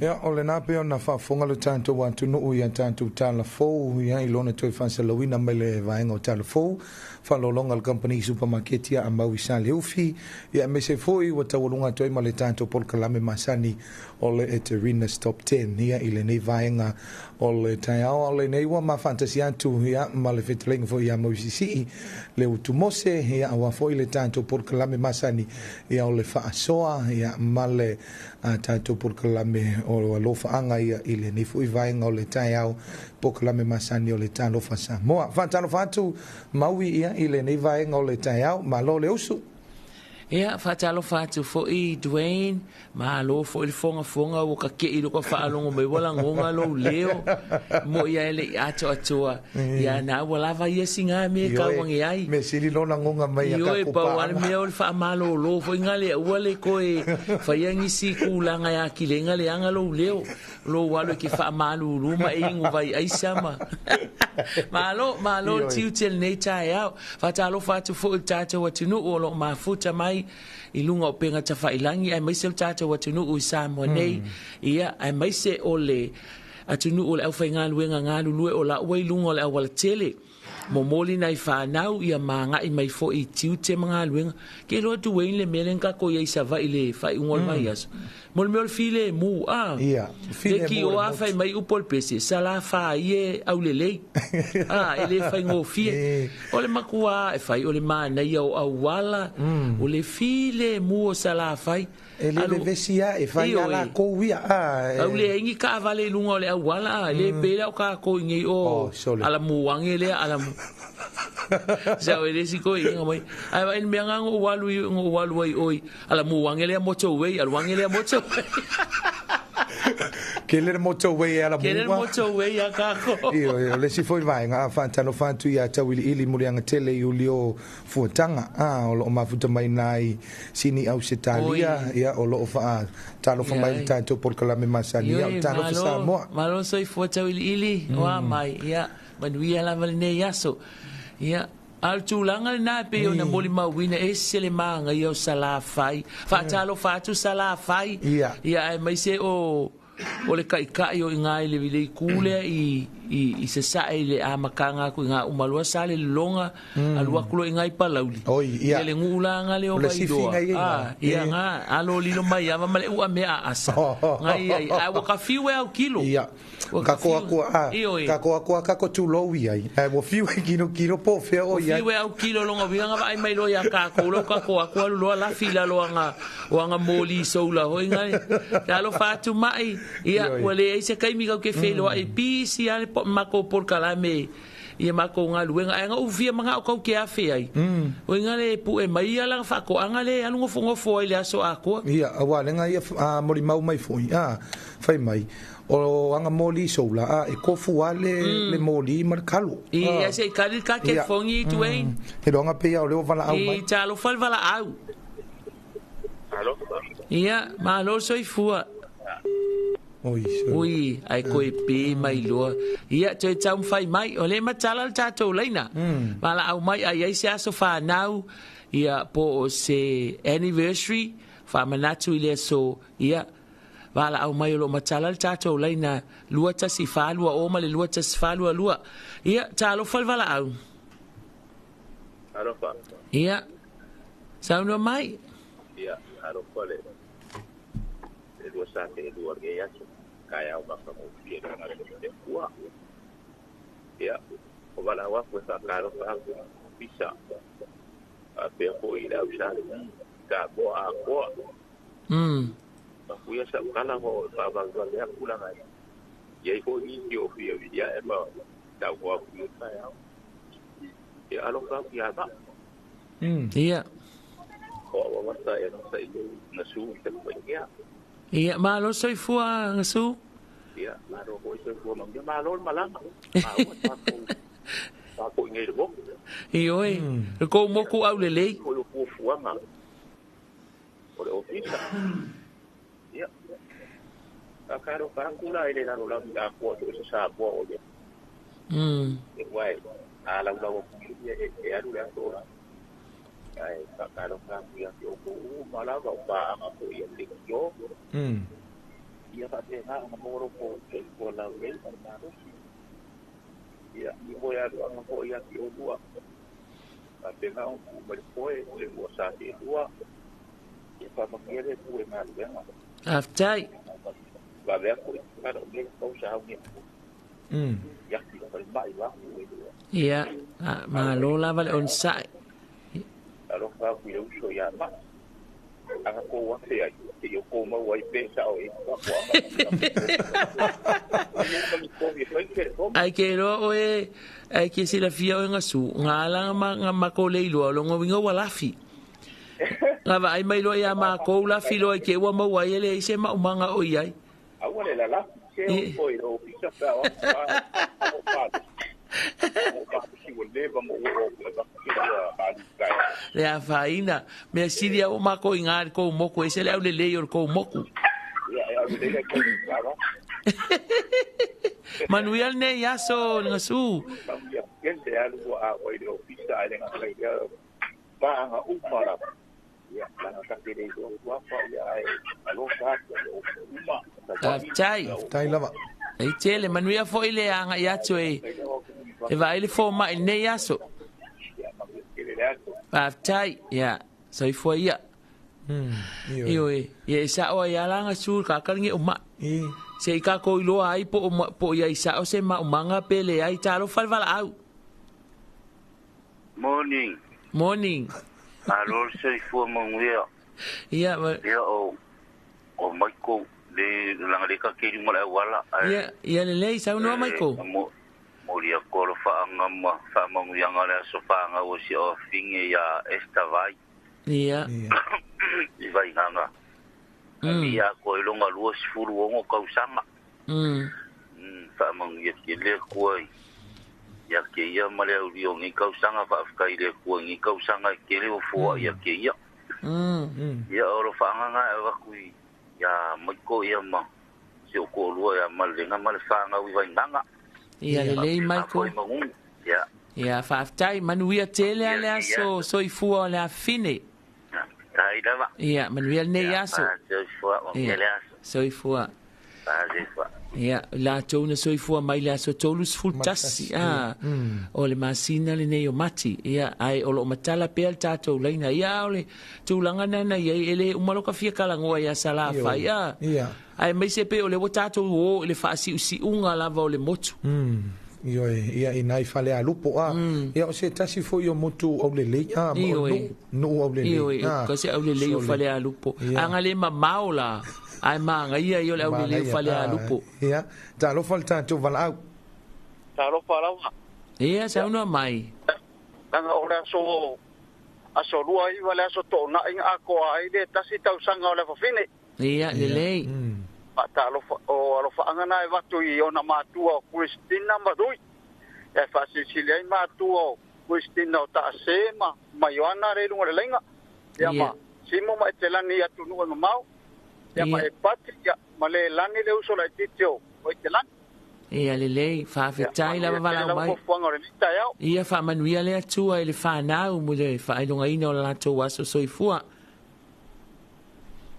ia tai tātou atunu wala au mai o tala pēl tātou leina o ai lava o whamina tuina lo nā so soifua ia po oina nafi fo ina atoa ai ia le ai matala atu le amanoa e te wala au mai ai pe o le tūlanga na wha au pēa e whainga o le tala mā neia wa o ngā fo i por kalamin tātou wa ngā ia tu ai wha atino tātou ngā luenga ia whaatasi ai mal tātou au wai e mōli maule aso fia o le uso ia po le tua whawhine fo ia shero talivaa lea sa whaataunu uinai whale a lupo i le aso to nai e se le mātango fie e whai fo i ala utala i le pe ona tātou iai le wha tele o le aso le aso tele o shero malona li ia vai lolo so le o tau le se fale a lupo i pumea ai po va ai pumea ai la popo pe o ka va ingi se feso se tātou wala au Talofa wala au ia Talofa au no mai ia le so me a ko le ko bis fun mare ibo ka usang ore le uso ya ngo i ngai ba vai fale a dili ia o lo ka nga me ngai yo nga ai ngai ba ke po ia me se ngai ba vai ai ngo se kama ia lo fale ku ma ko po mi sa se kele e o lo lungo ngai ku nga de kuma malo ia o lo ka nga ba ku ngai ya ma lo ba vai fale a dili ia malo la ia fa manuia le tu le soifua fa tai ke na ko pa ia soifua ia oka ia i fai ole ma nei ia mea uma lava o le aso o le tamaita ia shero fa talofa atu ia shero ma vai lolo ia ma latou ainga umai i nai fale alupo tu sa fo i ole matango fie ole aso taupo ina sa tātou au wai talofa le wala au Talofa ia sauna mai le foi lo so akau o wale puia linga o le ku o waia le o le akupu ma o kupu lo soifua ia soifua muia ma le lari ba ma lo nga lue ia o vai fale aso ia I fale asiu ia ia kule aso fanga o si o finga o nga ngafi ko ia lo ngo ka usanga lewa maua le avango le pol kalami ia samangia kwai ia lo pangia ele kua ia pui ma leo lo ngaola ia pe o nga awanga le lo ngaola wa mala la makiai ia fa ma mauinga ma ave seinga ma o pe le manguia ma ia ke ia kupu mola ava mamkau ile kua e manguia lo ngaola ia ole fa mangianga le va kinge ya so vai fale ia va pe foi kinga ia pela ia male fanga ia ku ma va pe foi fanga lo ma ku ma fu kinge ia o ngor kenyo a kinge se as tasi vai fale ia manguia tele lava la buanga luenga wal puiringo le ku ma tele fu la wele ma wo ko fa ma le fa ukanga wal fenga ia mu fa mo kiuke ia manguia ne yaso ia manguia foi ne yaso lo fionga ia manguia tele la ne yaso ia soifua ia ia o le tūlanga na le mānei o le tātou whai unga wheo le vai aso sa tātou malanga tuai I sala whai pe anu whai atu o ka se e whai o le tete leo au wala a o le mānei o le file mua le motu e ngao vo I lea e pe anu whai ako e le pe o kako ingei aluaku ala mua kulea motorway saulia motorway sa o kala le skoi inga ia ai whai uloa lai lea sa ai maua lo marka ko size 2 ia o mangkua le vai inga o le pua a le sia inga a mai al pua vai do al mang fakala kamala po ala ya wo uma bel fa la ve maua me le sua la inga le pua o ke uma ila ko le pua ia vai mai do ko inga ia vai lo fa soa ia ave le alanga I o ave aso uma lo uma le ia fa pe me le wali I vai el pua iskoi inga le onga le fa el fa aso ia le nga ave le pule le fakale o ia le nga ave si fa pe me le vai ka ki e ser ko la nga mal ko inga ale lo fa aso ko iskoi inga fa mai lo le fa mai o yo le ia ngi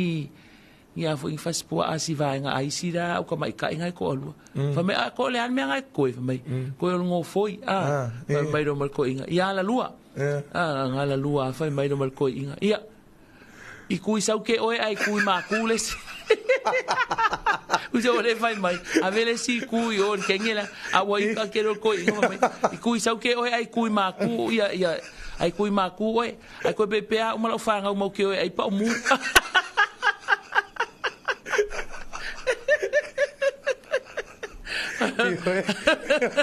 Ia. Se foi le vai nga o wai lo malangona vanga le a o le mo wai sanga mea. O le sanga mea. Ia a mea fai mesko inga. E ko ke va ai mai o le o ringela ko e foi ma sianga fanga o e se mea. A ringela ai vinga mai famele e se fa si pua. Pauranga e me ma o le ave o le ku i sau ke ma le ku i maku. Fa malo tu ai ia o le si vai fa malo tu ai foi in tanga vengo se foi malo i nai tu sivi le fionga ia pili malo pili Talofa vala au ia Talofa ia malo la vamos por calami le tai au ia malo soifua malo la foi soifua e moliasia famaniang las soifua so lua tamane ainga ya oneia so ilona onus forma fasta sanga ya fasta ela vatama langi ona lona lofa mananga le e ula fointa delen fa fita bin se ngai te mai e soifua ngani ya fasta ela vatama langi ele tula fo ina lana pui ngamata singa le waya lia ile ni tafsanga fa popolo no soifua maneola ya wale maso mafanga matfana ya olo fanga na mfama nyanga e vasini ifanga lo malo tpa maso misi olo fanga misi fana ya tinu mamau ifa pe foi fana o ma la to ma futa Samoa ne malo ilo fanga mfama nyanga vasile sinale lunga le ina lusila ia fa tailu sila sai lava molo o vanua e fa manui ala vatama de langi por kalame masango Tele Lucila vala au mai manuia foi la soifua o tamao le ainga. Ia faftai lava mo lo vanua manuia soifua ia. Onos ful fia foi ono fa. Ia onos mal fa. Ia o mai. Oh, onos fu fa ta. Mo ia fa ia tausanga I tele wa o tau lia loa na tausanga. Ia wa tele na tausanga ta te o lai. Ia o a fa pera o tausanga I o mai. Ia isa o lola ia le o fa fingenga ile ia no sia o ngolo malanga pepe. E va ile fo ma e ile o e fu al pepe o asi committee fo ia tin tausi so fu ia o tu ai committee a tinai tu ai no ma fio. Ia nga ko afisili ro male fo mai. Malo fa mai o ya alwa fisi mai o fia o tausanga a family ki le fingi o nos full fa ya o lalo oi fa mai o lalo tausanga fa nau fa mai o le ono valu mai o le ono valu ale al tausanga fa nau mai ale al tausanga fa nau o lau pepe o fo fa mai o le ono lima Usa le uma kuala nga pepe. Esa no le si no uma kuanga alu el vo mai mai. Si o sia o kama nga fa nga ule aso ki munga. Wale ma kuala fa. Ia. Si vai ku kala inga tuain. Ia Talofa. Ia, sa no maia. Ia ole le vala o foi que o kilaki. Oi, so le se malo soi fua. De ai galaga vai dua la ko pua. Ia. O le foi kupu ke ya mako o kilaki. Oh. Ya no de. O mako su ga ko persiva nga le ngo bai. Pe la ko bu la ko. Ai o le fia la ko ka fa ko le wonga ko skamaro ga ma ko rua. La kala le. Ai kala lo marta yo ra ka ba. Le e aí foi ale legiga le ruo ia ole apa no falo pa perca ia e foi marco kingale si vai si ba aí uma ba ko ia ga ko ia agale ruo ia ole o ele samno o Mikaele o a mai le kau nga Mikaele ia tole o le mele e va ali da ko le maga yo suno la le maga yo po ma i mo le malu ma lo lava ia e sa fa kasi ale la ko sa wo ku sa ka kulo le paolo ka pa lo le malu e ke sola yo le mele e ke lo e ke si la fia e Mikaeli amu ia o ko ngai maua ko malulu fia mawangi ma ko malulu fa me pe kelo se ia se fai mala fo mangi ma ko malulu yo e talo pa ko e au ko yo le pe le pa ko e pe ko i mala balu ma ko ge ka ki gi pa o ki e balu ki a ba e du gal balu ia amu ia o ko ia mai ia lava ne ia so Mikael fa tai tele vala au mai ele a po ka yo e fa tai mo po kala ma yo le ko fa sa o ia ku le lo di la ko ela ko le foi ku o ge ki o tauranga ia o le ni ku ia ki la ia manui ala vanga luenga ne ia so ia fa pe na foi ma ia po kala mo ne ia so tai tele vala mai ia so i fua ia Io ma malo le tu no na yo tanto inga o lo fa yo ma fu ke ro e tu e au faro nge le vai mai ngore e lengi tai o le lidio Mikael o manku ai ro si kenge nga lenga nga o avela ko au soka ia o la e fala polo soka nga o mala ko wai o ale au ia makapenga la ko polo soka o malo la ko ka alunga o mai loa e malo o mala ko ka alunga e luanga fai le asonga mai loa fai lo la ko kamai ting fo ile le ka ile one for the road mai la ko pia ingulo kai mi o le vai lima kai mi le ile ia e mai nga o le taula ia fai aku lor kala ale place kengi ole au ia se ku akul ka ko kap kengi wa ayo mai ka inga kap kengi se ku akul ka ko kap kengi se fai mai se kala o ka ko alonga mai se o ka ko pol soka inga ave pe ko fia ka ko polonga ngai ko e fa mai lo anga ku ko lo ma ku fa mai ia malo ka ko au fa malo mo ka ko ka alonga nge yaso wa i umal manguia ia e fa ka ko pol soka inga ko ka ko fa kingo ka ko ka alonga le aso nge ia ale fa ka le ka ko fo i mai le ko ka ko polo e un nga ko fa ko polo e fa o mai polo e un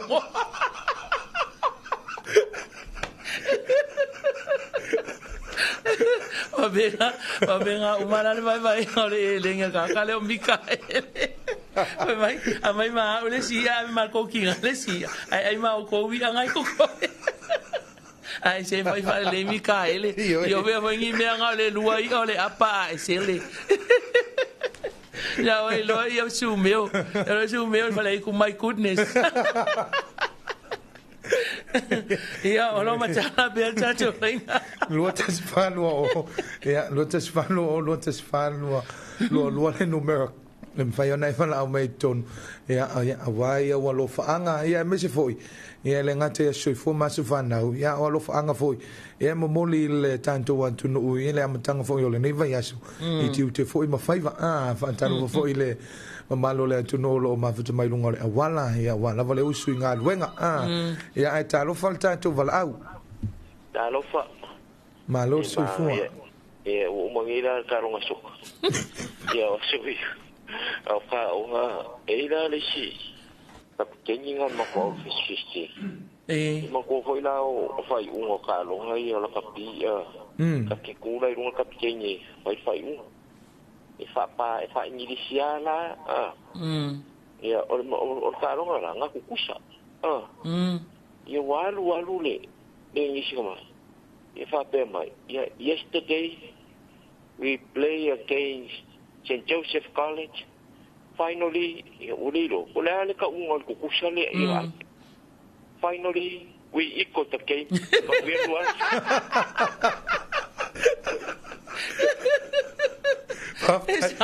tai iko da ke ja wala e kukusala mal kamane ngalo fena interview vai a color balangi how many sisters ai makuala lenga ke lo e kolunga sisters e makua lesi ai la kiki lesi e kukusa ingoa ai esere ingor ke ngelonga lu wale ngo fola fa balangi 3 ai wongo funga mai kaunga sisters usa opua oline o pua line maline la kiki usa kukusa ngol o le kusa ngol longa lua male wi ia fa krumal pala how many sisters ma fau e fa mai nga ke pa me ka malo mai pualine tapoline ya e pe foi la no ka manga le wa e klola i le ngalwenga ya ngalwenga o ngai ana i lu mar pico lu mo fe nga le kalia ka nga ka o mai numa reception ya e ko rua la wa ku sa o le siali ya Malaysia li ai u fa le glo mar palang o le sila ali ele le ile onga o le si o le alwa ko e makamaka ma observe ang olole ali ile wo le bang fingal wenga ku ilang kamade ale le makamaka ul fale aklo mal palang la kor palang mai good morning ya umala ya fayala irkala melo mal palang who are you please e fa kulo mal ko usala okio masibi o so kulo kamade ale le phone ngal wenga mai I am Joe ngalo ako po le ngori siang la ka ngori ngo I am Joe and I am Simi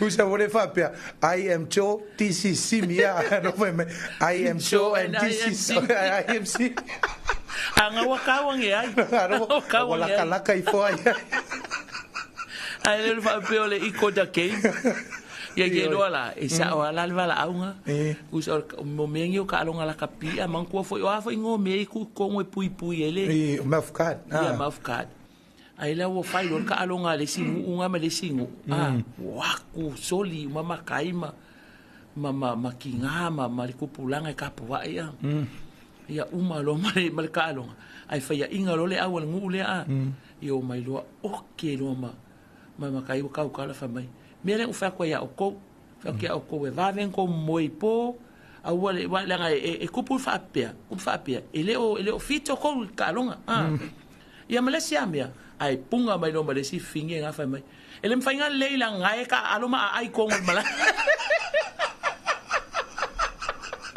ai mo meu mafka la la mulambo ka mai mas ai mai fa fu mai ele mfainga leila ngai ka aloma ai ko mala ya se fa no ngona ingisio le ka alo e fala mai Talofa fala Talofa Samoa ya se no manuia e matango fiere po kala menita e auto o fiu que a ka ngolo ka vale ma e paso e malo o po ma kuelo nga ko ngi makong iya yo le la fa solo le MC asi ko ina ile yer chao le la fa solo le MC le e po kala me va o la ile ele la so ole ai tem saka me ki so e se vanga le long time ago wa la wo ko ko i le va pa lang yu fiura ko e va ia o malo le so mai lo ma le so le fiura ko i nei e ko foi kaule long time ago wale ia wale lo ma ia o malo so mai le ka ko ai tem se lo ngo ma timbe ma ya manuia no mati me mango sele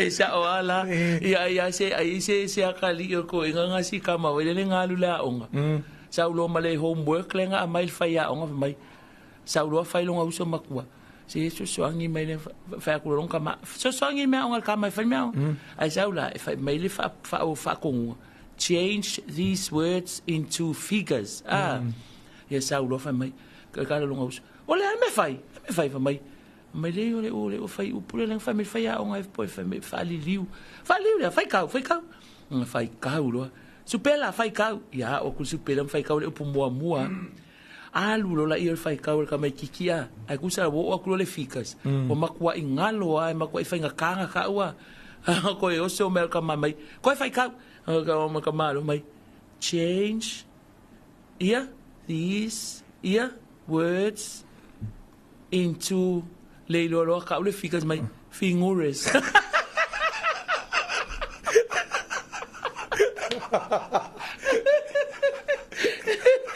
alba ngal me ma wala so change these words into fingures ai peka kukusa marko inga vanga le nga ika ilunga kali o le wa vakwali poki vakwali poki fa mai outstanding wo fasing isi mea male lilo ma ko inga o le ya o me me o me ne yo kinga inga ka morio le haunga ngalo kuku ai fa si ma mole fa outstanding la son ngi awangi kuku se si fa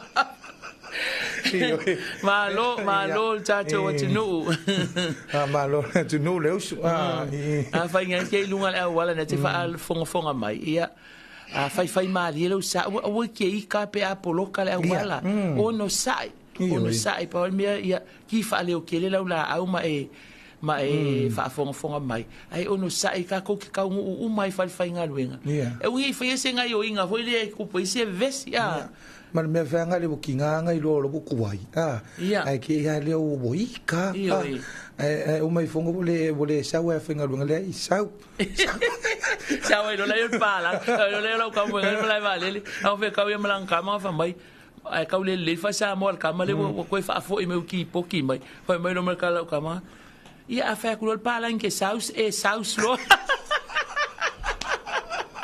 Bianga vai a kuai o ko manga le ka fa moi fa me fa ngoi mai saus le ai saus vai se si fingure esa saus yo o Paul me ma o le o ma polo e fa o mai ko e polo e o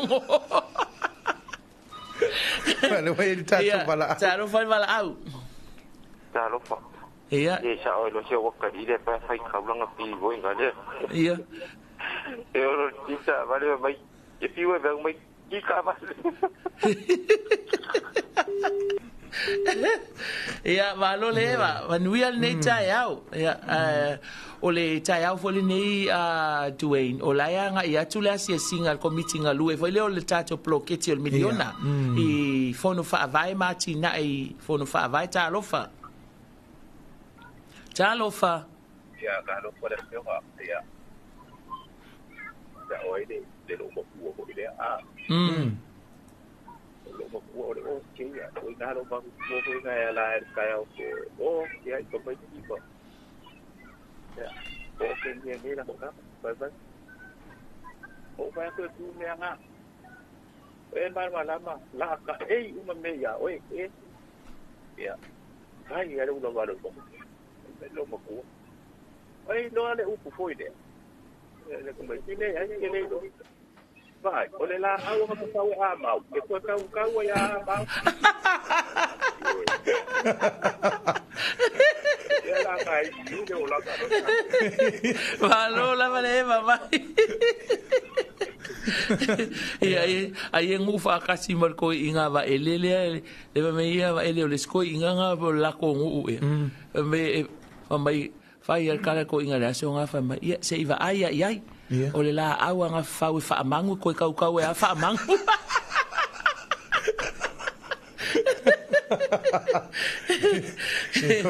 Amalo ne tunu ia o le asia singala na anga ia tu ala ai te lo ala walu la se singal te mini e ma vai la so e lua e asia si polo ke ti matina e polo ia na malanga tu lo le motel i sala fai ia sala fai ia o le ia anga ia tu la se singal vaso nei Talofa malo se vo ia so i fo manuia ia so para ito mai fa ka nga fa i ho era o kira ka mo para ni fa ara ni wo fa pula ia si de kuro para ni ka mo how much is one ia de lola ka mo kire la si para ni ka fa para ni pe fier ka mo desculpa para nós faltar lá mano kanga ese alkaya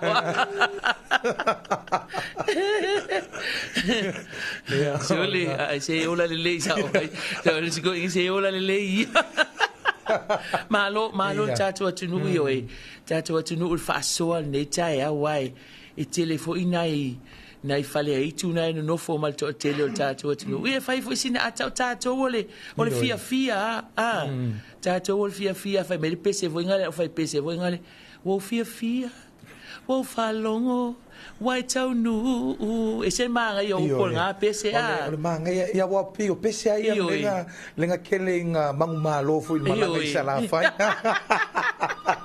Talofa wala au Talofa lava e ma liang e kai ia ma usua ko molilo wa kali le ao ai fai ala singa ma mau le ke wa ko fa pa ilu wa kali ai ke fa pe ma ilu wa kali pat fi halwa ya se va wa le pa ia mal mar ya le alfa marfa o le lo ke fisiri po le alfa ala o me ala ka pe me ma ai ma ilu wa kali Oki uma kai la. Ai soli, pa vale ko uma for ko inga le soli. La wa kausi ka mai kiki ai lo ngai. Ya, manu ya chai au. Ya. Wa fa penga. Tanga ese ya tato. Ama wale ata wa fa me fe le ata le vai la ausili. It's the best medicine.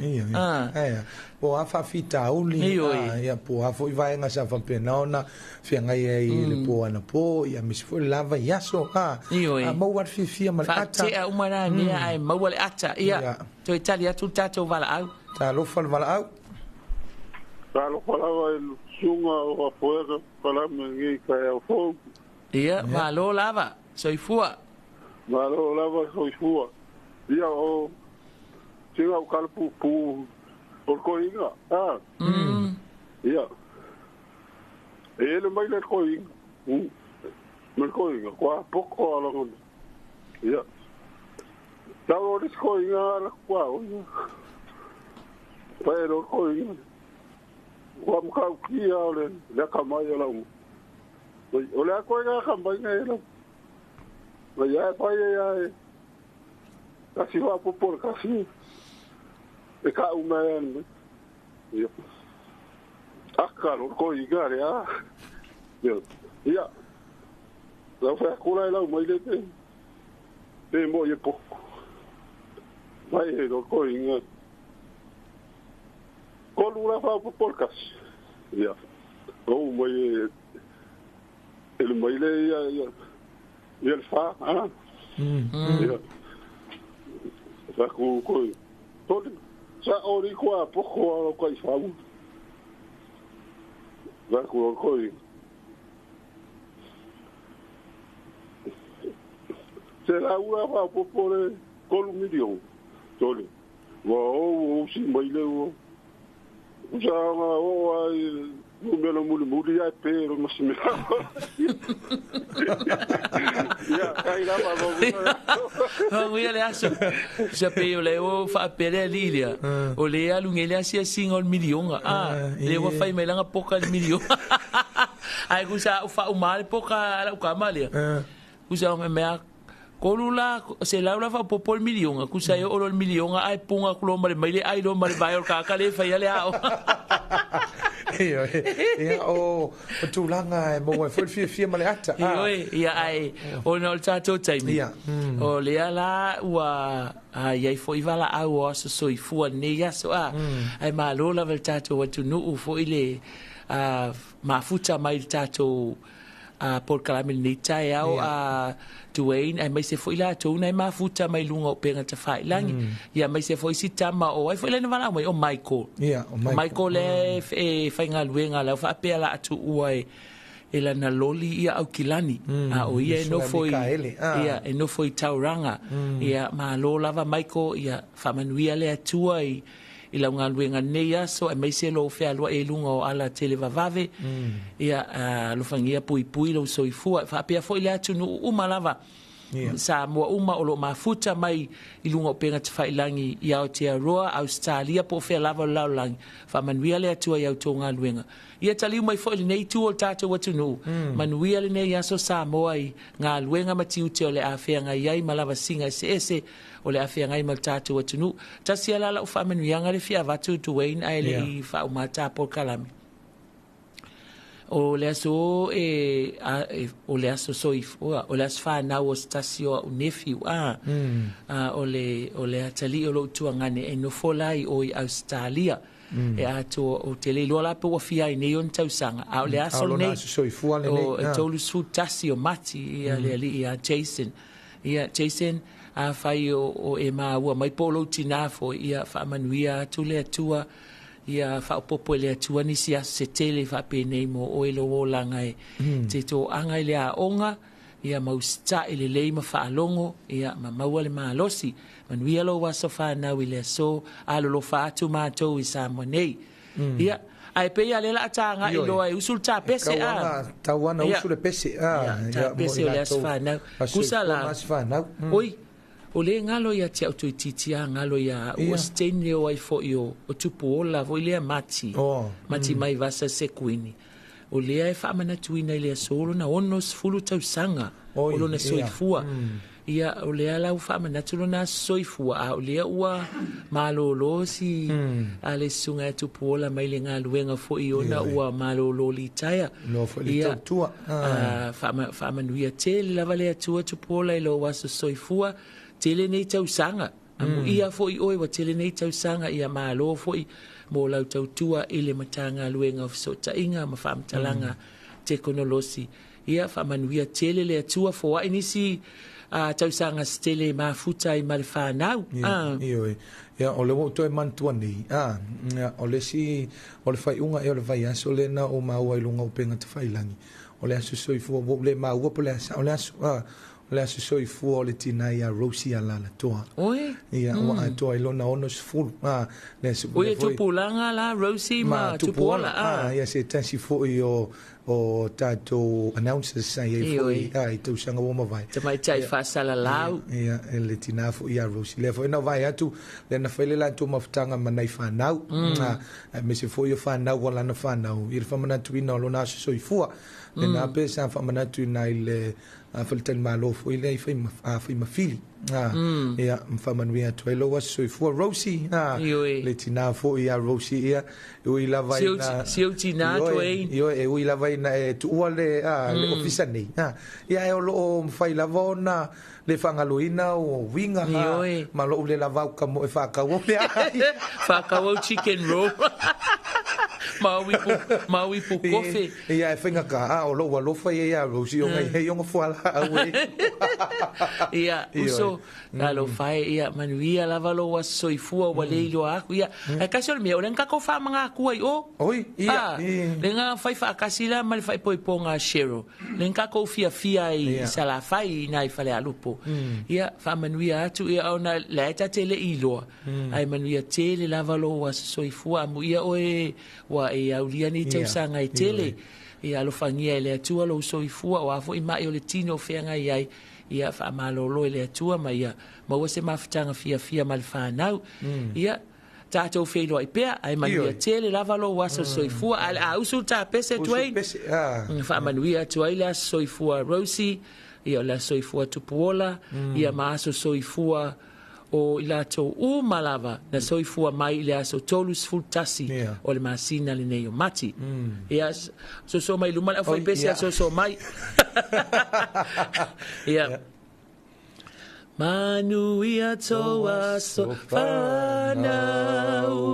manuia toa so fanau manuia toa so fanau Fa'amanuia le atua. Happy birthday to you.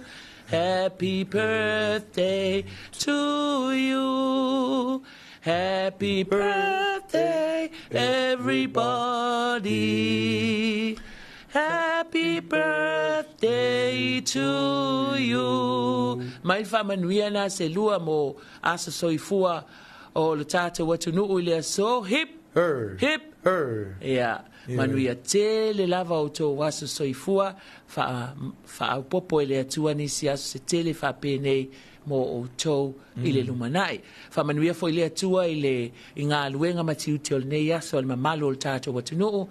ia ai mai se fo'i ia o le asia singa o lo anga i atu ia fio anga i upolu nei le asia singa lea a le komiti ngalue o le poloketi o le miliona ia asia ai fo'i a tina e o lo fatino i se leni o le poloketi o le miliona ia manuia le nei aso misa ma vaele ma va ai ia il feanga ia foi na va en o tautua manuia foi nei tai au lau tiu te Dwayne Whaftai. ia manuia le nei aso Samoa Le wala leo numero tasi Samoa 2AB le siu fufongo Samoa wala au mai le vaenga al maketi mo sau whaala wiloa e fia whaia i se tau whaamali loto maua le whamama avenga mo oe malau bisinisi Ua soo ai Samoa, Amerika Samoa, toke lau, malelalangi atoa. Ia na la leo a mo 5 fao, fa mo iwa tasi tesi maletasi, iwa lua tesi maletasi, maletasi o fitu tesi malefa. wala au nei loa i le telefoni walu whalua ono tasi fitu ma whaafesili mo le vaenga o whaala wiloa 2AB